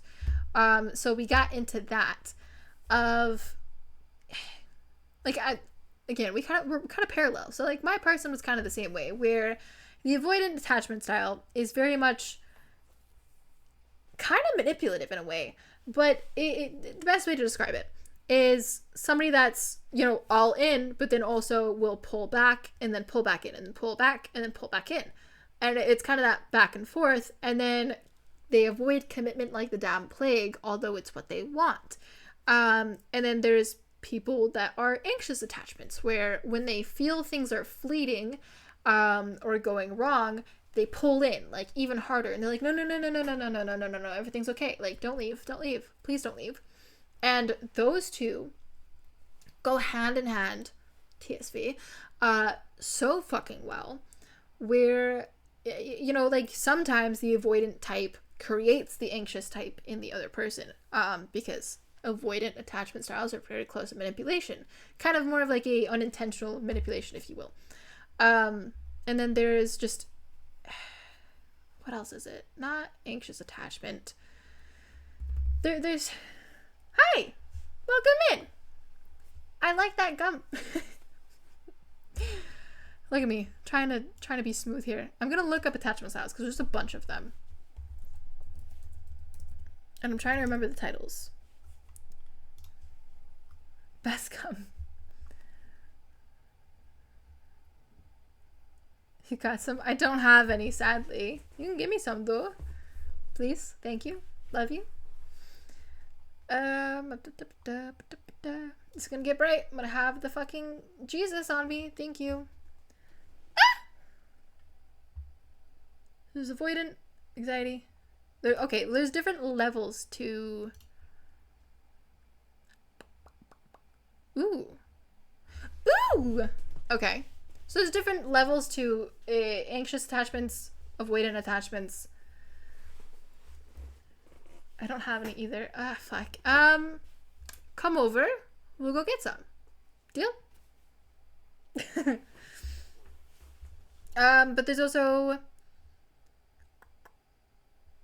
disorganized attachment styles. Oh, okay. So anxious, fearful, avoidant, disorganized, and secure. Okay. I have it. So secure attachment styles are more so like, I don't give a fuck, everything's fine, I'm delusional, nothing can go wrong, right? Not really delusional, I guess, but like, they're very, very secure, as the title of it says, in themselves. So they don't fear, per se, anything going wrong. So that's another one. I'm gonna get the fucking light of Jesus again, so I can look at this again. Oh yeah, the last one was fearful. Or disorganized. Disorganized is very inconsistent, obviously, and all over the place, and very close to avoidant. Sometimes they can very much go hand in hand, where you could have an avoidant attachment style kind of person, and they're also very disorganized, where they'll be push and pull, and, you know, commitment makes them be very avoidant. But then also they will be like, no, I love you, but then I don't love you, and then I do, and then I don't. It's part of the same thing. And then fearful is just the complete opposite of the secure attachment, where it's everything's gonna go wrong. You think everything's going to just be awful, and you know, like, you never trust the relationship or trust that everything's gonna go well, even if you're proven otherwise. Yeah, sounds like a plan. Hell the fuck yeah. Let's do it. It's date. Tonight. Come over. Only if we get to do that. Like, you know that leading the tramp kind of spaghetti thing? We do that with the gum. That might be a little gross, but we do that with the gum. TSV, you've been engaged? How old were you?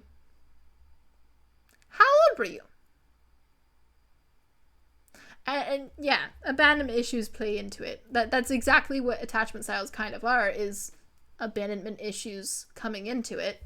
16 apparently, yeah, that's what I'm fucking thinking. Like, 3 months, still got my money? How old were you, TSV? What age? Were you 16? 18? So you weren't getting laid at 18, but you were getting engaged at 18. Then you'd be lying. I'm not hating. Not hating. TSV, how short term? How short term before you got engaged to this girl? I have no room to talk. Morbid got married after only a couple of months of knowing somebody, but it was a military thing. We know how that goes. I regret it. I've learned from my mistakes. Okay. TSV, you did better than I did.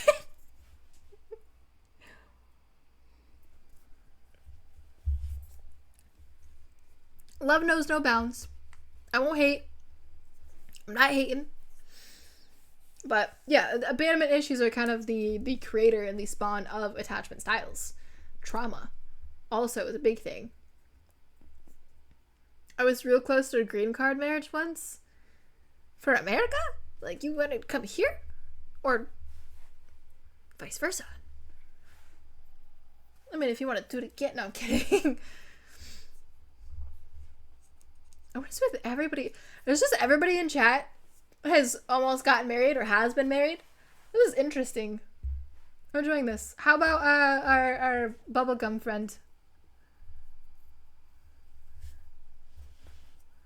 Korean friend wanted to come here to America. Literally,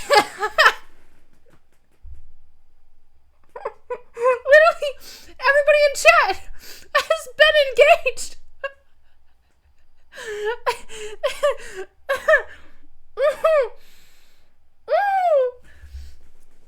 God, we're really bonding tonight, guys.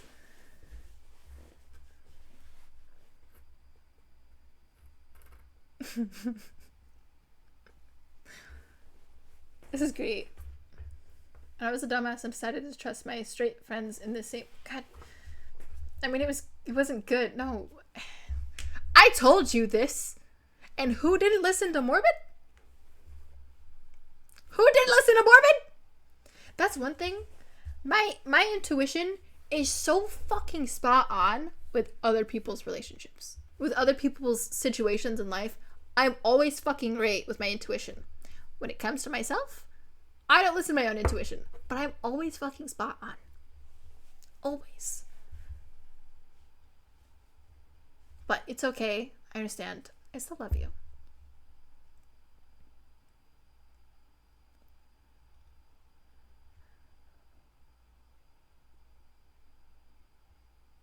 Every kiss begins with a refund.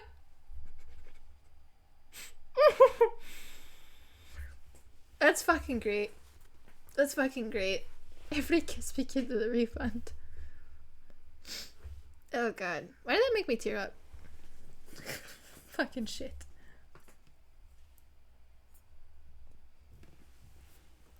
See, CSV, at least you got her a ring though. I never got a damn ring. I bought myself a ring off of Amazon to wear because I had to. If you don't wear a ring on base, they kind of give you the side eye and they're like, hey, the fuck? You're married. Why don't you have a ring on? So I bought myself one so I didn't get in trouble. But I never got a ring. Which again, it was a quick hitch military kind of wedding, so I can't expect much from that. TSV, everything is not fine, love. Are military wives a real gaggle of the geese? What do you mean by that specifically? I don't know what that means. Do emphasize.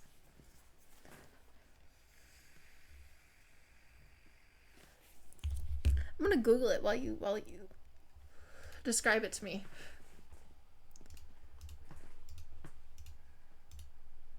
Jesus, light. Can we fucking... Thank you.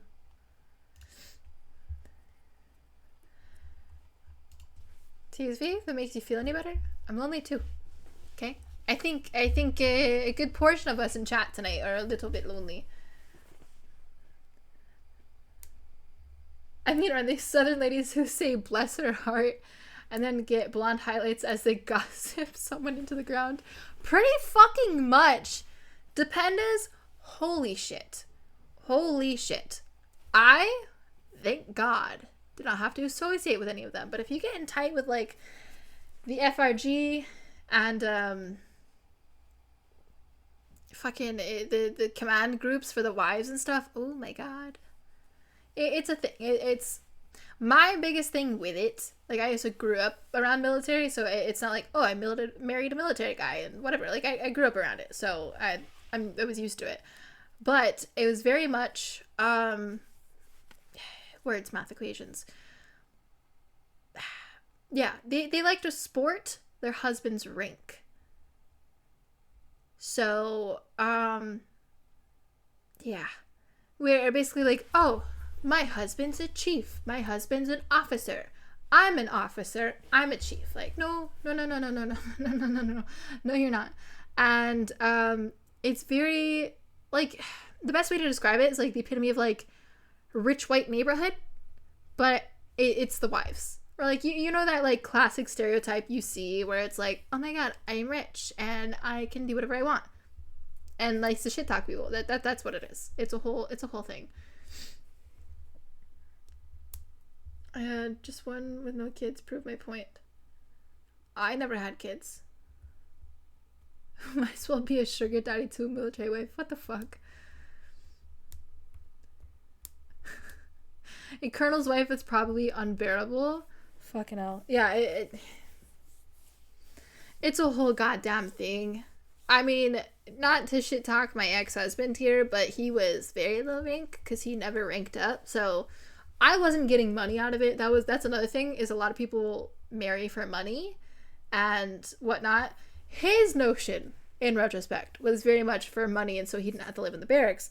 Mine was, hey, I want to pursue a relationship and have a marriage, and oh my god, like, I wanted to actually put in that effort. Did I jumpstart that fucking gun? Yes, I did. But he proposed the idea. I said yes. I actually tried working for a relationship. He was not reciprocating that, and then it unfolded very, very, very, very, very violently. So we've learned our lessons. But that is morbid. Like, whenever I jump into anything with anybody, even if it is a situationship, I always give my all and try to work for the relationship. It's just what I do. It's a fault of mine.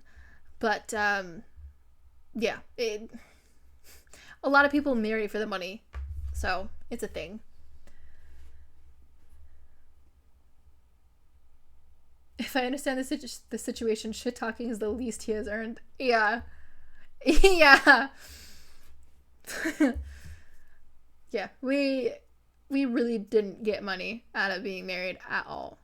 At all. And I was literally, even with the BAH, which is the housing benefit you get for being married or not living in the barracks, you get like $100 more if you're married. But like, you know, I was making 3 times his total income, including that BAH, from my job. So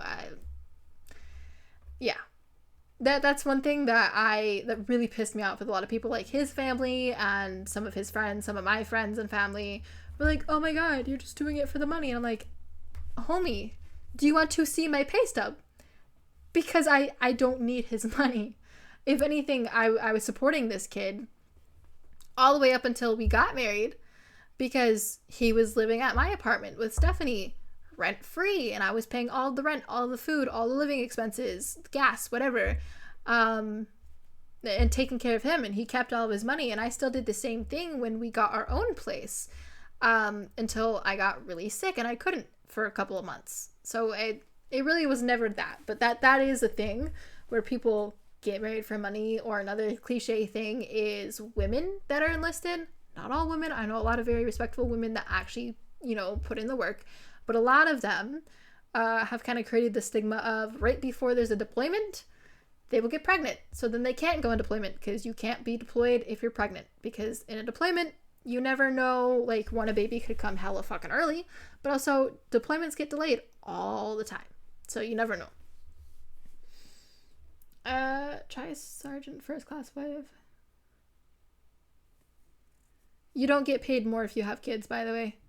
TSV, you don't get any extra benefit for kids. You get an extra benefit if you're married, but you don't get anything extra for your kids. If anything, the only thing you get for kids is insurance for them, but that's it. You don't get extra money from the military for children.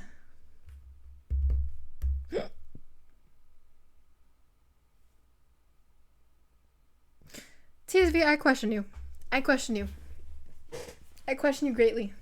You speak your soul, and I appreciate that, but I question you.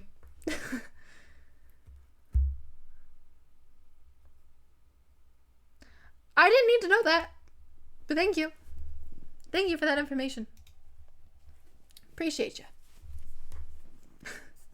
Alright, we talked about attachment styles. We got through all of that.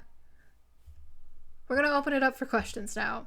So TSV, no more talking about this shit. Ask morbid questions. Any questions. Relevant questions. But, you know, anything. Floor is yours, my boys. And girls. I don't know who's all here, but floor is your guys's.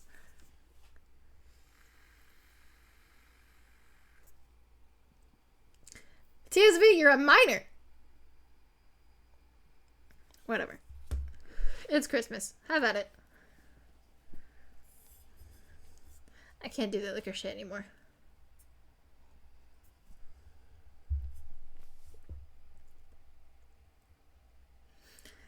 Although, I say that, although the times that I have drank liquor, I've mixed it with other things, which is never... Don't mix liquor with beer. Don't mix light liquor with dark liquor. Bada bing, bada boom. You're under 21 in all of America's eyes. Legally, you can't buy anything. I think it's if you are 16 and older and there's a guardian in the house, you're allowed to drink alcohol. You just can't buy it, but there has to be a parent in the house. With their permission, of course. but I'm pretty sure that's the rule. Bingo. See, I know I was a bad kid. I know. Although, when I was a teenager, I had a lot of people buying me alcohol. The parents of the kids I hung out with and the friends that I had didn't give a fuck. So, yeah. But I've always been responsible with it, you know?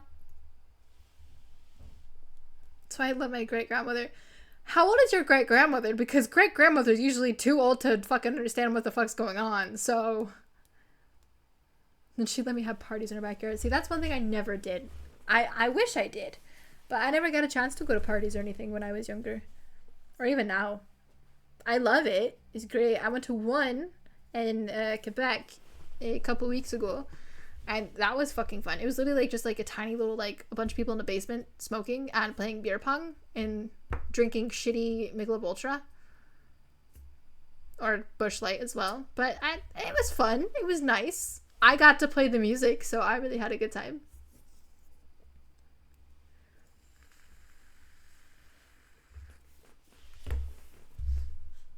Sounds like a cool ass grandmother. And you ruined it, TSV. Alright, people. Questions for Morbid. Gib. She was on oxygen. This... See, I see that a lot. Especially with my geriatric patients that I had. I've seen that a lot. They'll be like, fuck it. I don't give a fuck. I will have the oxygen thing in my nose and smoke a cigarette at the same time. No fucks given. Power to them. If you're about to die anyway, fuck it. Do what you want. When I'm old and crippled and about to die, I'm gonna do all the fucking things. I'm gonna do all the fucking things. Maybe I'll even do coke. Who knows? Probably not. That would probably send my ass into like... I'd probably have a seizure. Probably.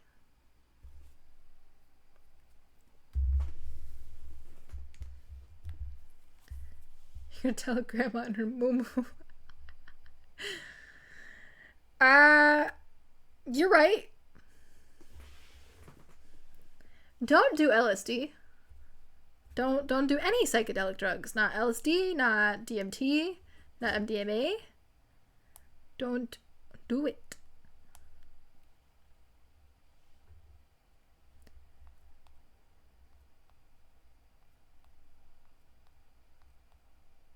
Yeah. Dating apps. You guys gotta ask me questions. Distracted now. No. No.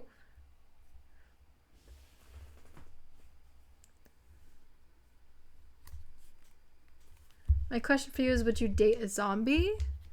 Okay, are we talking Walking Dead kind of zombies or like Vampire Diaries-esque? Like you come back to life but you're still a full human? If it's like a decaying, decrepit ass fucking Walking Dead zombie, no. No. Also, they don't have personalities though. If you have a personality and in warm body zombie,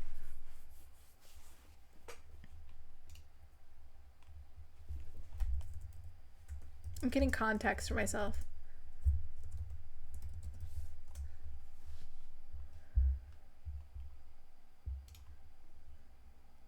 Oh. Yeah, I've seen this. Yeah. Yeah. Yeah, that's fine. Or like a iZombie kind of zombie. That's kind of the same thing. Yeah, absolutely. Fuck yeah. Why not? I mean, they get to live infinitely then too. So I don't have to worry about anybody dying on me. That'd be great. Yeah, I'd be down for that. I'd be so down for that. TSV, my love. Love you so much. No more drugs. Don't do drugs anymore. Also, it's question time for Morbid, so. I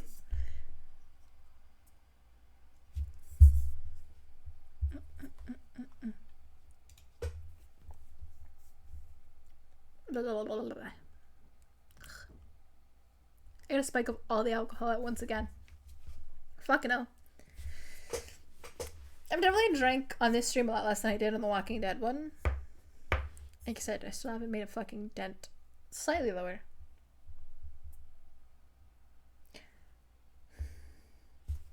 That's a mental health topic we can actually get into real quick. One thing I'm very passionate about and why I don't do drugs is the effects of psychedelics, or even ones that are slightly mind altering. Like even marijuana is it can spike psychosis.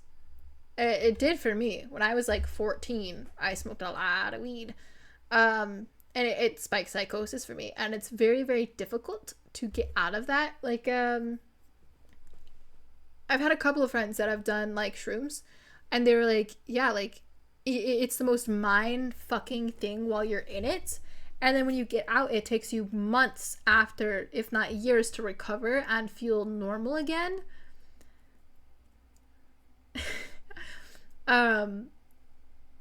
And yeah, it's not good for mental health, and also not good if you're not mentally okay.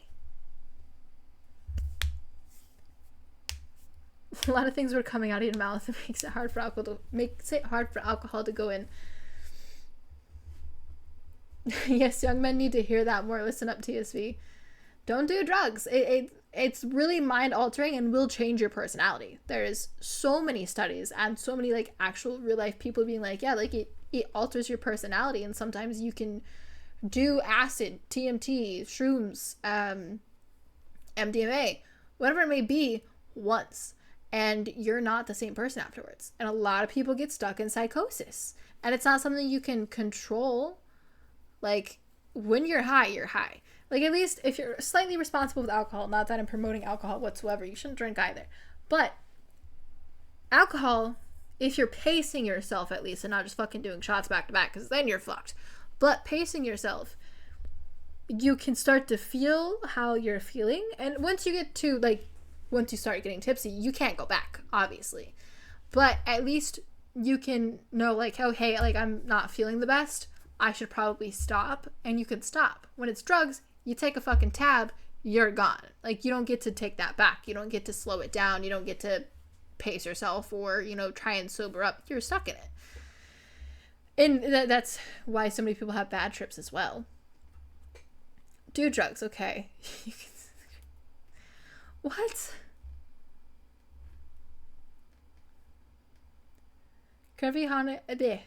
Chronic heavy weed use in adolescence is associated with a large increased risk in men for developing psychosis later in life. Yeah, exactly. I mean, it extends to females as well, but especially men. One of my friends growing up, he still smokes weed, but he stopped for a long ass fucking time, and he was like, hey, Aspen, like, I don't know if you still do this or not, but like, I've had to stop because holy shit, like, I've been so dissociated, and it's gotten to such a point where I can't even feel myself anymore. Like, I could touch my skin, not feel myself, or not recognize my surroundings because I'll just snap out of it. And he was going through heavy ass psychosis, and sometimes it gets to such a point, if you keep pushing it and pushing it and pushing it after you're already having this dissociative symptoms or these psychosis symptoms, that you could be stuck in chronic lifelong psychosis. And it's very, very difficult to snap out of it because there's no medication for psychosis whatsoever. It's something you have to go through a lot of therapy for and coach yourself out of, and it's best not to engage in those things. Also, mind altering things in general are never a good thing to do. There's a reason they are illegal, because they're not safe. They're not safe mentally. Now, there needs to be more out there about what it does to mental health and everything, but it's not good. I could say for myself, when I was a kid and I was smoking a lot of weed, that I was stuck in it. Like I told you guys first stream, I think, when we were talking about suicidal ideation and everything, that is the fucking reason I tried to check myself out, because I got so deep into the dissociations and not feeling like myself. And then it was literally like I was heavy into psychosis and completely snapped out of it, not knowing what's going on around me. Now, I wasn't blacked out where it's like a different me controlling, but I still felt like I wasn't where I was supposed to be. And I started tripping out, feeling like, you know, like the whole Matrix theory stuff. That was really getting in my head, where I didn't feel real. And then I'd think about this whole Matrix theory and like be like, oh my god, like I'm just a simulation, or I'm a ghost, I'm dead, or something like that. And then while that's all going on, I also had all these intrusive thoughts that were growing darker and darker and darker and telling me to check myself out. And then also like semi fucked up thoughts of, you know, like not homicidal thoughts per se, but causing harm to other people, causing harm to myself. Well, what if this thing happened, or what that thing happened? And I could not handle myself having those thoughts and being so disorientated from my reality and not knowing what was real or not, that I decided like, hey, no, like I can't. And I try to check myself out. Now I'm used to being in a chronic dissociative state, because that's just, you know, my norm. But yeah, welcome in. I'm sorry, TSV. I'm sorry, buddy. I get you, though.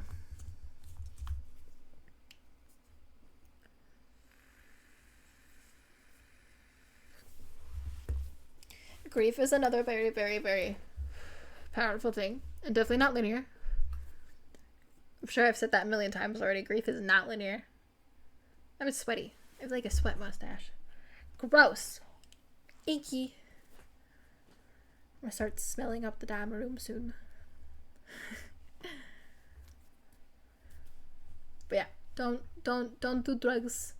Drugs kill people. Especially anything that you inject or snort. Don't do it.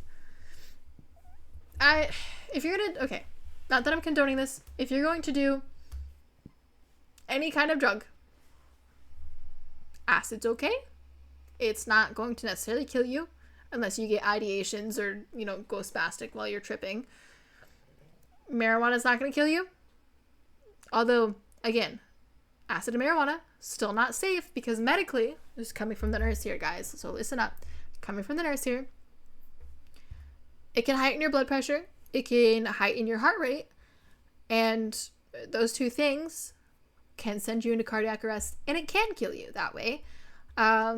But I'd say those are the most tame when it comes to your body's not going to poison itself. Would not recommend MDMA. That's a bunch of chemicals mixed into a pill. Like I said, no DMT. Especially don't do DMT. DMT fucks with your brain chemistry and literally alters it. So don't do that either. All drugs will definitely send you into cardiac arrest, especially if you are having a bad trip and you're hyperventilating and freaking out and anxious, because your body can't regulate itself as well. If you start to have a bad trip and you get anxious, your body doesn't know how to regulate, because you are no longer conscious. Your subconscious is in there and you're fucking out of it. So all of your regular brain functions of regulating your body and sending the right signals to where they need to go are now gone.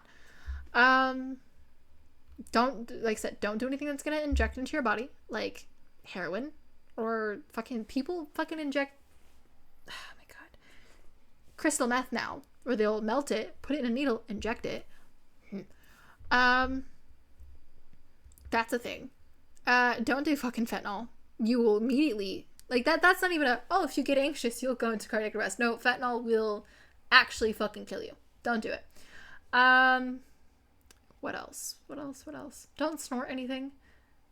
You're literally shooting shit into your brain and poisoning your brain. Don't fucking snort anything. Vitamin D is a pretty good drug. Yeah. Vitamin D is a great drug. You can OD on vitamin D, though. I mean, you can overdose on anything. Did you guys know that a potassium overdose can kill you? So, like, be careful when you're eating those bananas, because, yeah, that's actually potassium. If you were to inject it in somebody in such a high dosage, it'll immediately kill them. But it also dissipates in your body so fucking quickly that it's not recognizable. So in an autopsy, people look at it and be like, oh, they just went into cardiac arrest, or everything, like their organs just shut down randomly, spontaneously, right? and you can't detect the potassium in there. So, great murder method.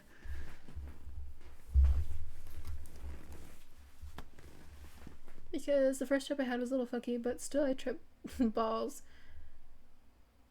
and looked at the Black Sabbath self-titled album. What overdose can kill you? Fucking hell, all of them? Or what overdose can't kill you, yeah. That is true. But it's like, I don't know, potassium's a really easy one to kill you, I will say. Very, very easy one. Not like if you eat a bunch of bananas, but if you inject straight potassium into your veins, you dead. You're dead. But to get that is fucking impossible. So.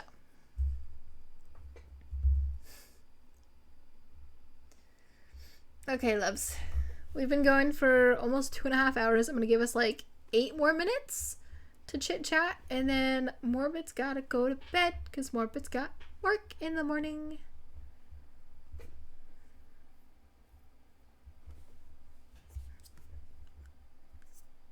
Why did I try to bite that? What the fuck?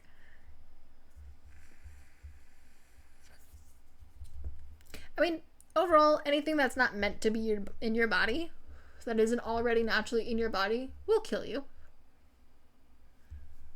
So, yeah. There's not really any point in ranting about it, of like, oh, don't put these things in your body. If it's not already in your body, it's gonna kill you. Make it 7 minutes? Okay, fine. 7 minutes. And it's 2:13, so that'll be a solid like 2:20 right there. So get your questions, your comments, your concerns all out right now. God damn, my voice is going. Holy shit. Y'all, I thought I was getting better. That I was getting healthier. I'm not. We're going on week 2 now of me being fucking sick. This is not okay. And I'm not supposed to go to work if I'm sick. We're not gonna tell them. It's fine. It's fine. It's fine. It's fine. I'm not infectious, I know that. It's probably just whatever the hell's actually going on in my body naturally. Naturally. Not an infectious illness or disease that I have. Just something that is an internal disease and illness that I have already, preemptively. That is flaring up right now. We love it.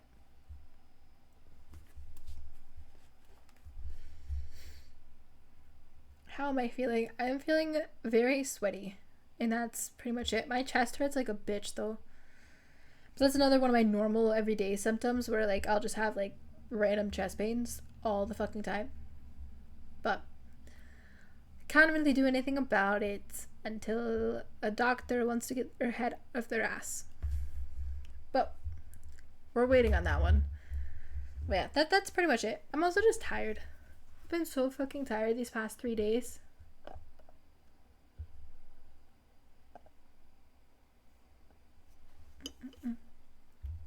I guess it's another thing we can throw on the topic of dating and everything is oh, hang on, I fucked up my own I don't know if I should even jump into any serious relationships or any relationships point blank, no discussion at all, because there is that factor of I don't know the status of my health, which I am assuming Nurse understands to have mentioned chest pains a long time ago, right? You mentioned that last time, but now I'm just making sure. What do you mean specifically? I think I might have read that wrong.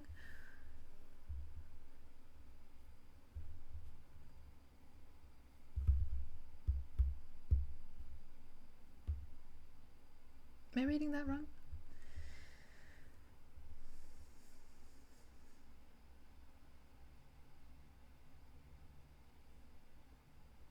I mean, chest pains are naturally not a good thing to be having. I remember, I think I remember talking about how chest pains are never a normal fucking feeling, and it is typically a sign of something going on with your heart or your lungs, yes. But being the nurse that I am, I get to be hypocritical and say, don't do as I do. And I ignore it, although I shouldn't. But that is, like I was saying, another thing where I'm debating maybe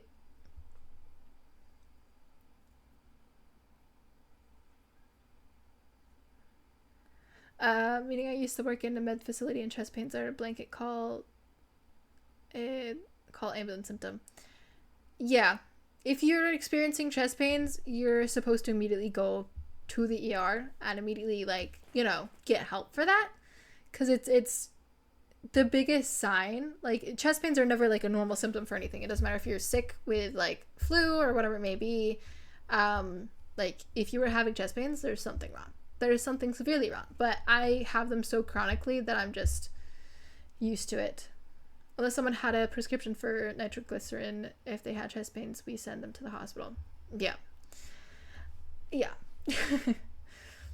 You're not supposed to just sit here and deal with it, but it's a normal symptom for me, so I sit here and I deal with it until a doctor wants to actually help me with it.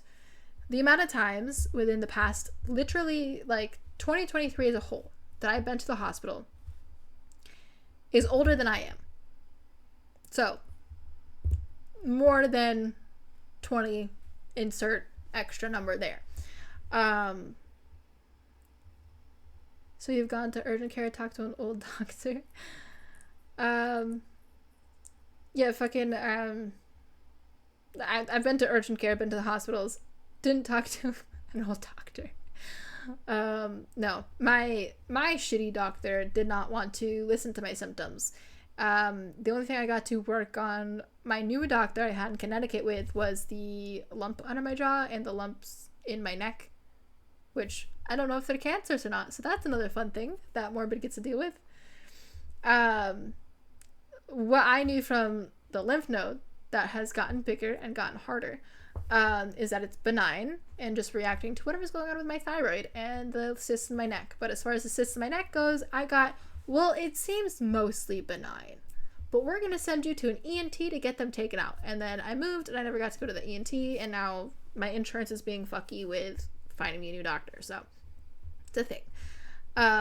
Yeah, I definitely will talk to my doctor. I already have, like, a whole extensive, like, ROS, which is, what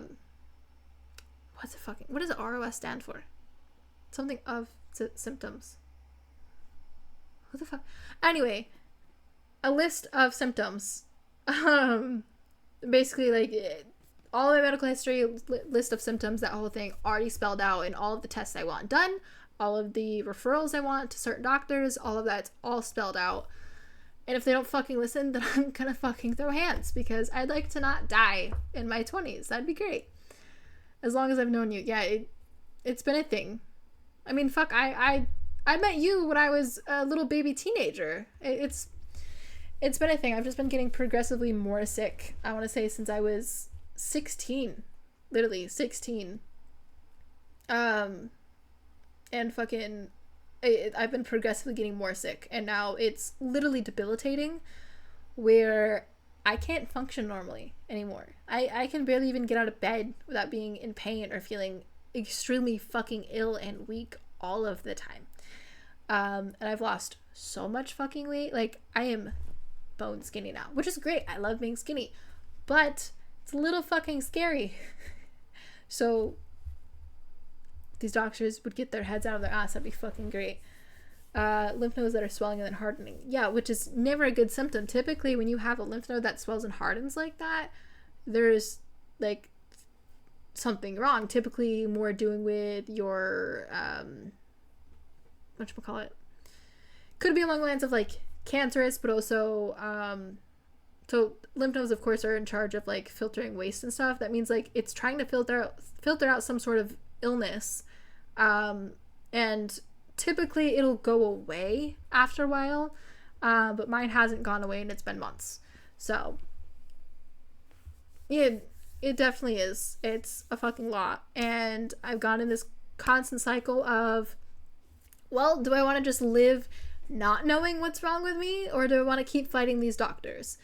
Part of me wants to live not knowing and just letting whatever's gonna happen, because I don't think I can stomach that. But then at the same time, I do want to live and have a fruitful life. So yeah, back and forth. But it's difficult when it comes to dating because I'm like, I don't want to get in a relationship with somebody and be like, hey, by the way, I'm chronically ill, and I don't know what's going on. I know at this point that I have I'm immunocompromised.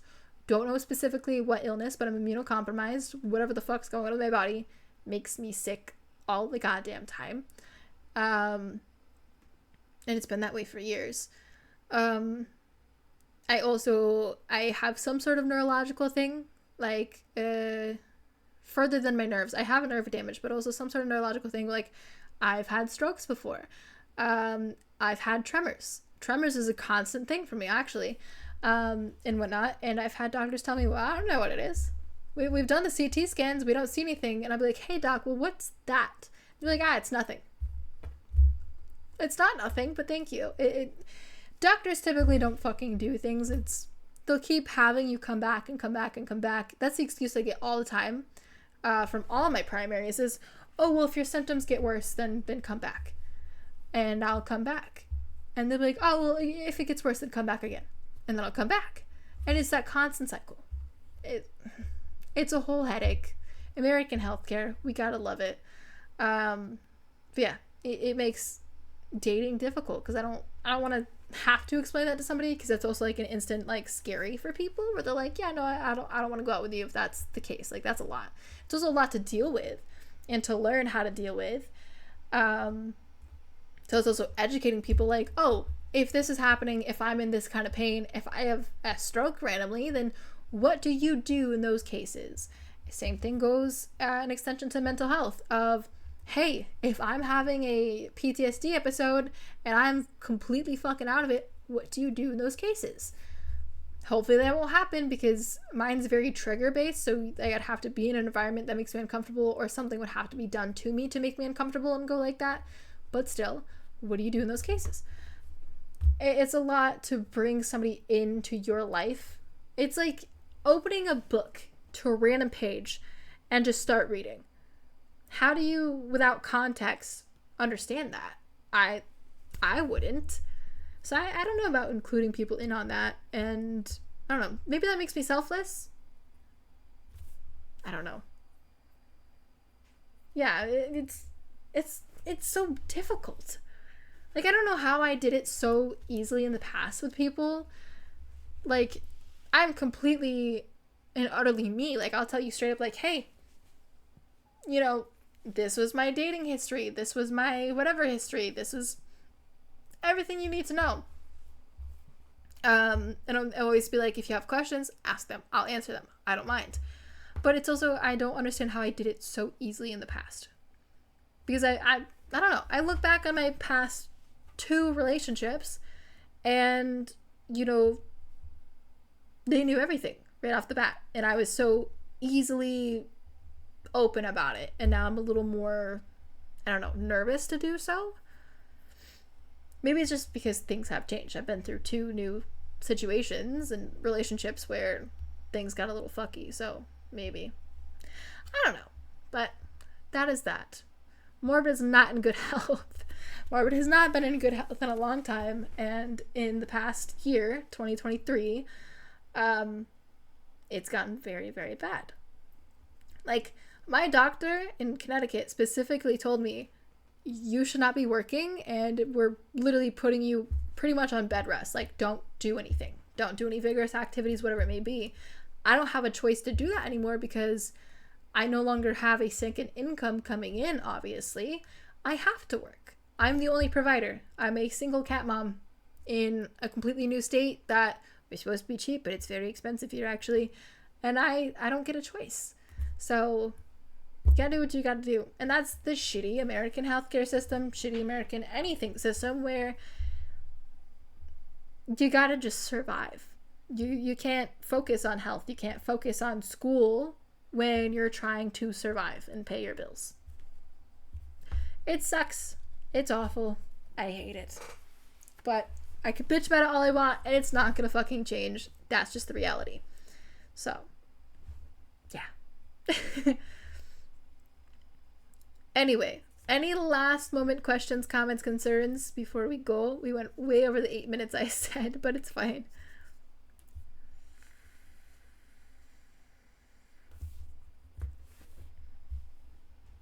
Yeah, the 7 minutes have been up.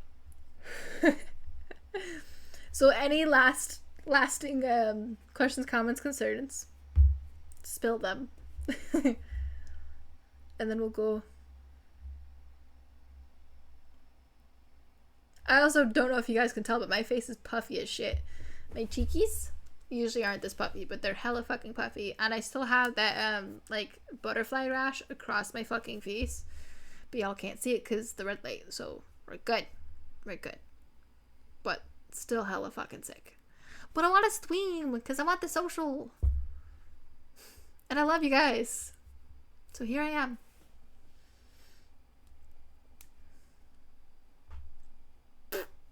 Yep. Yep.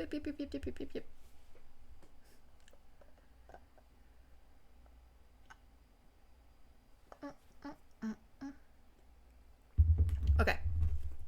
I'm gonna wrap up the stream now.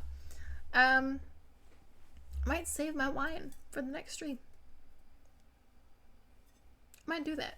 I don't feel like finishing it tonight. So, we'll save it for next stream. Goodbye. Bye. I'll text you the book excerpt. Don't worry. Yeah. Next stream on Wednesday. Good night. You better fucking spell it out. You better fucking spell it out. I swear to God. Spell that shit right now. But next stream on Wednesday, 6:30 Eastern Standard Time. We're gonna start the Michonne series for The Walking Dead, and that's the last one. So I need game recommendations, people. I do, because that's the last thing we got, and the only other games that I own is Destiny and Minecraft. So unless we want to watch Destiny or Minecraft, I need more game recommendations. But yeah, so wrapping up stream. Thank you guys for chatting. I hope this is like a little bit more on topic than the other ones have been. Definitely wasn't completely on topic, but I always I come into these streams with so many thoughts of like, I'm gonna bitch about this thing, and then it goes completely out the fucking window. Whatever. One of these days, the ADHD won't be so strong.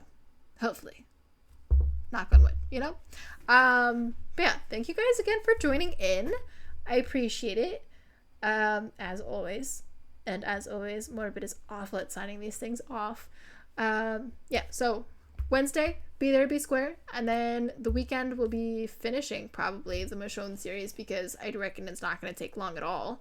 And then we gotta figure out a new game for next week. Fuck. Pressure. Shit. Fuck shit. Fuck me. Yeah.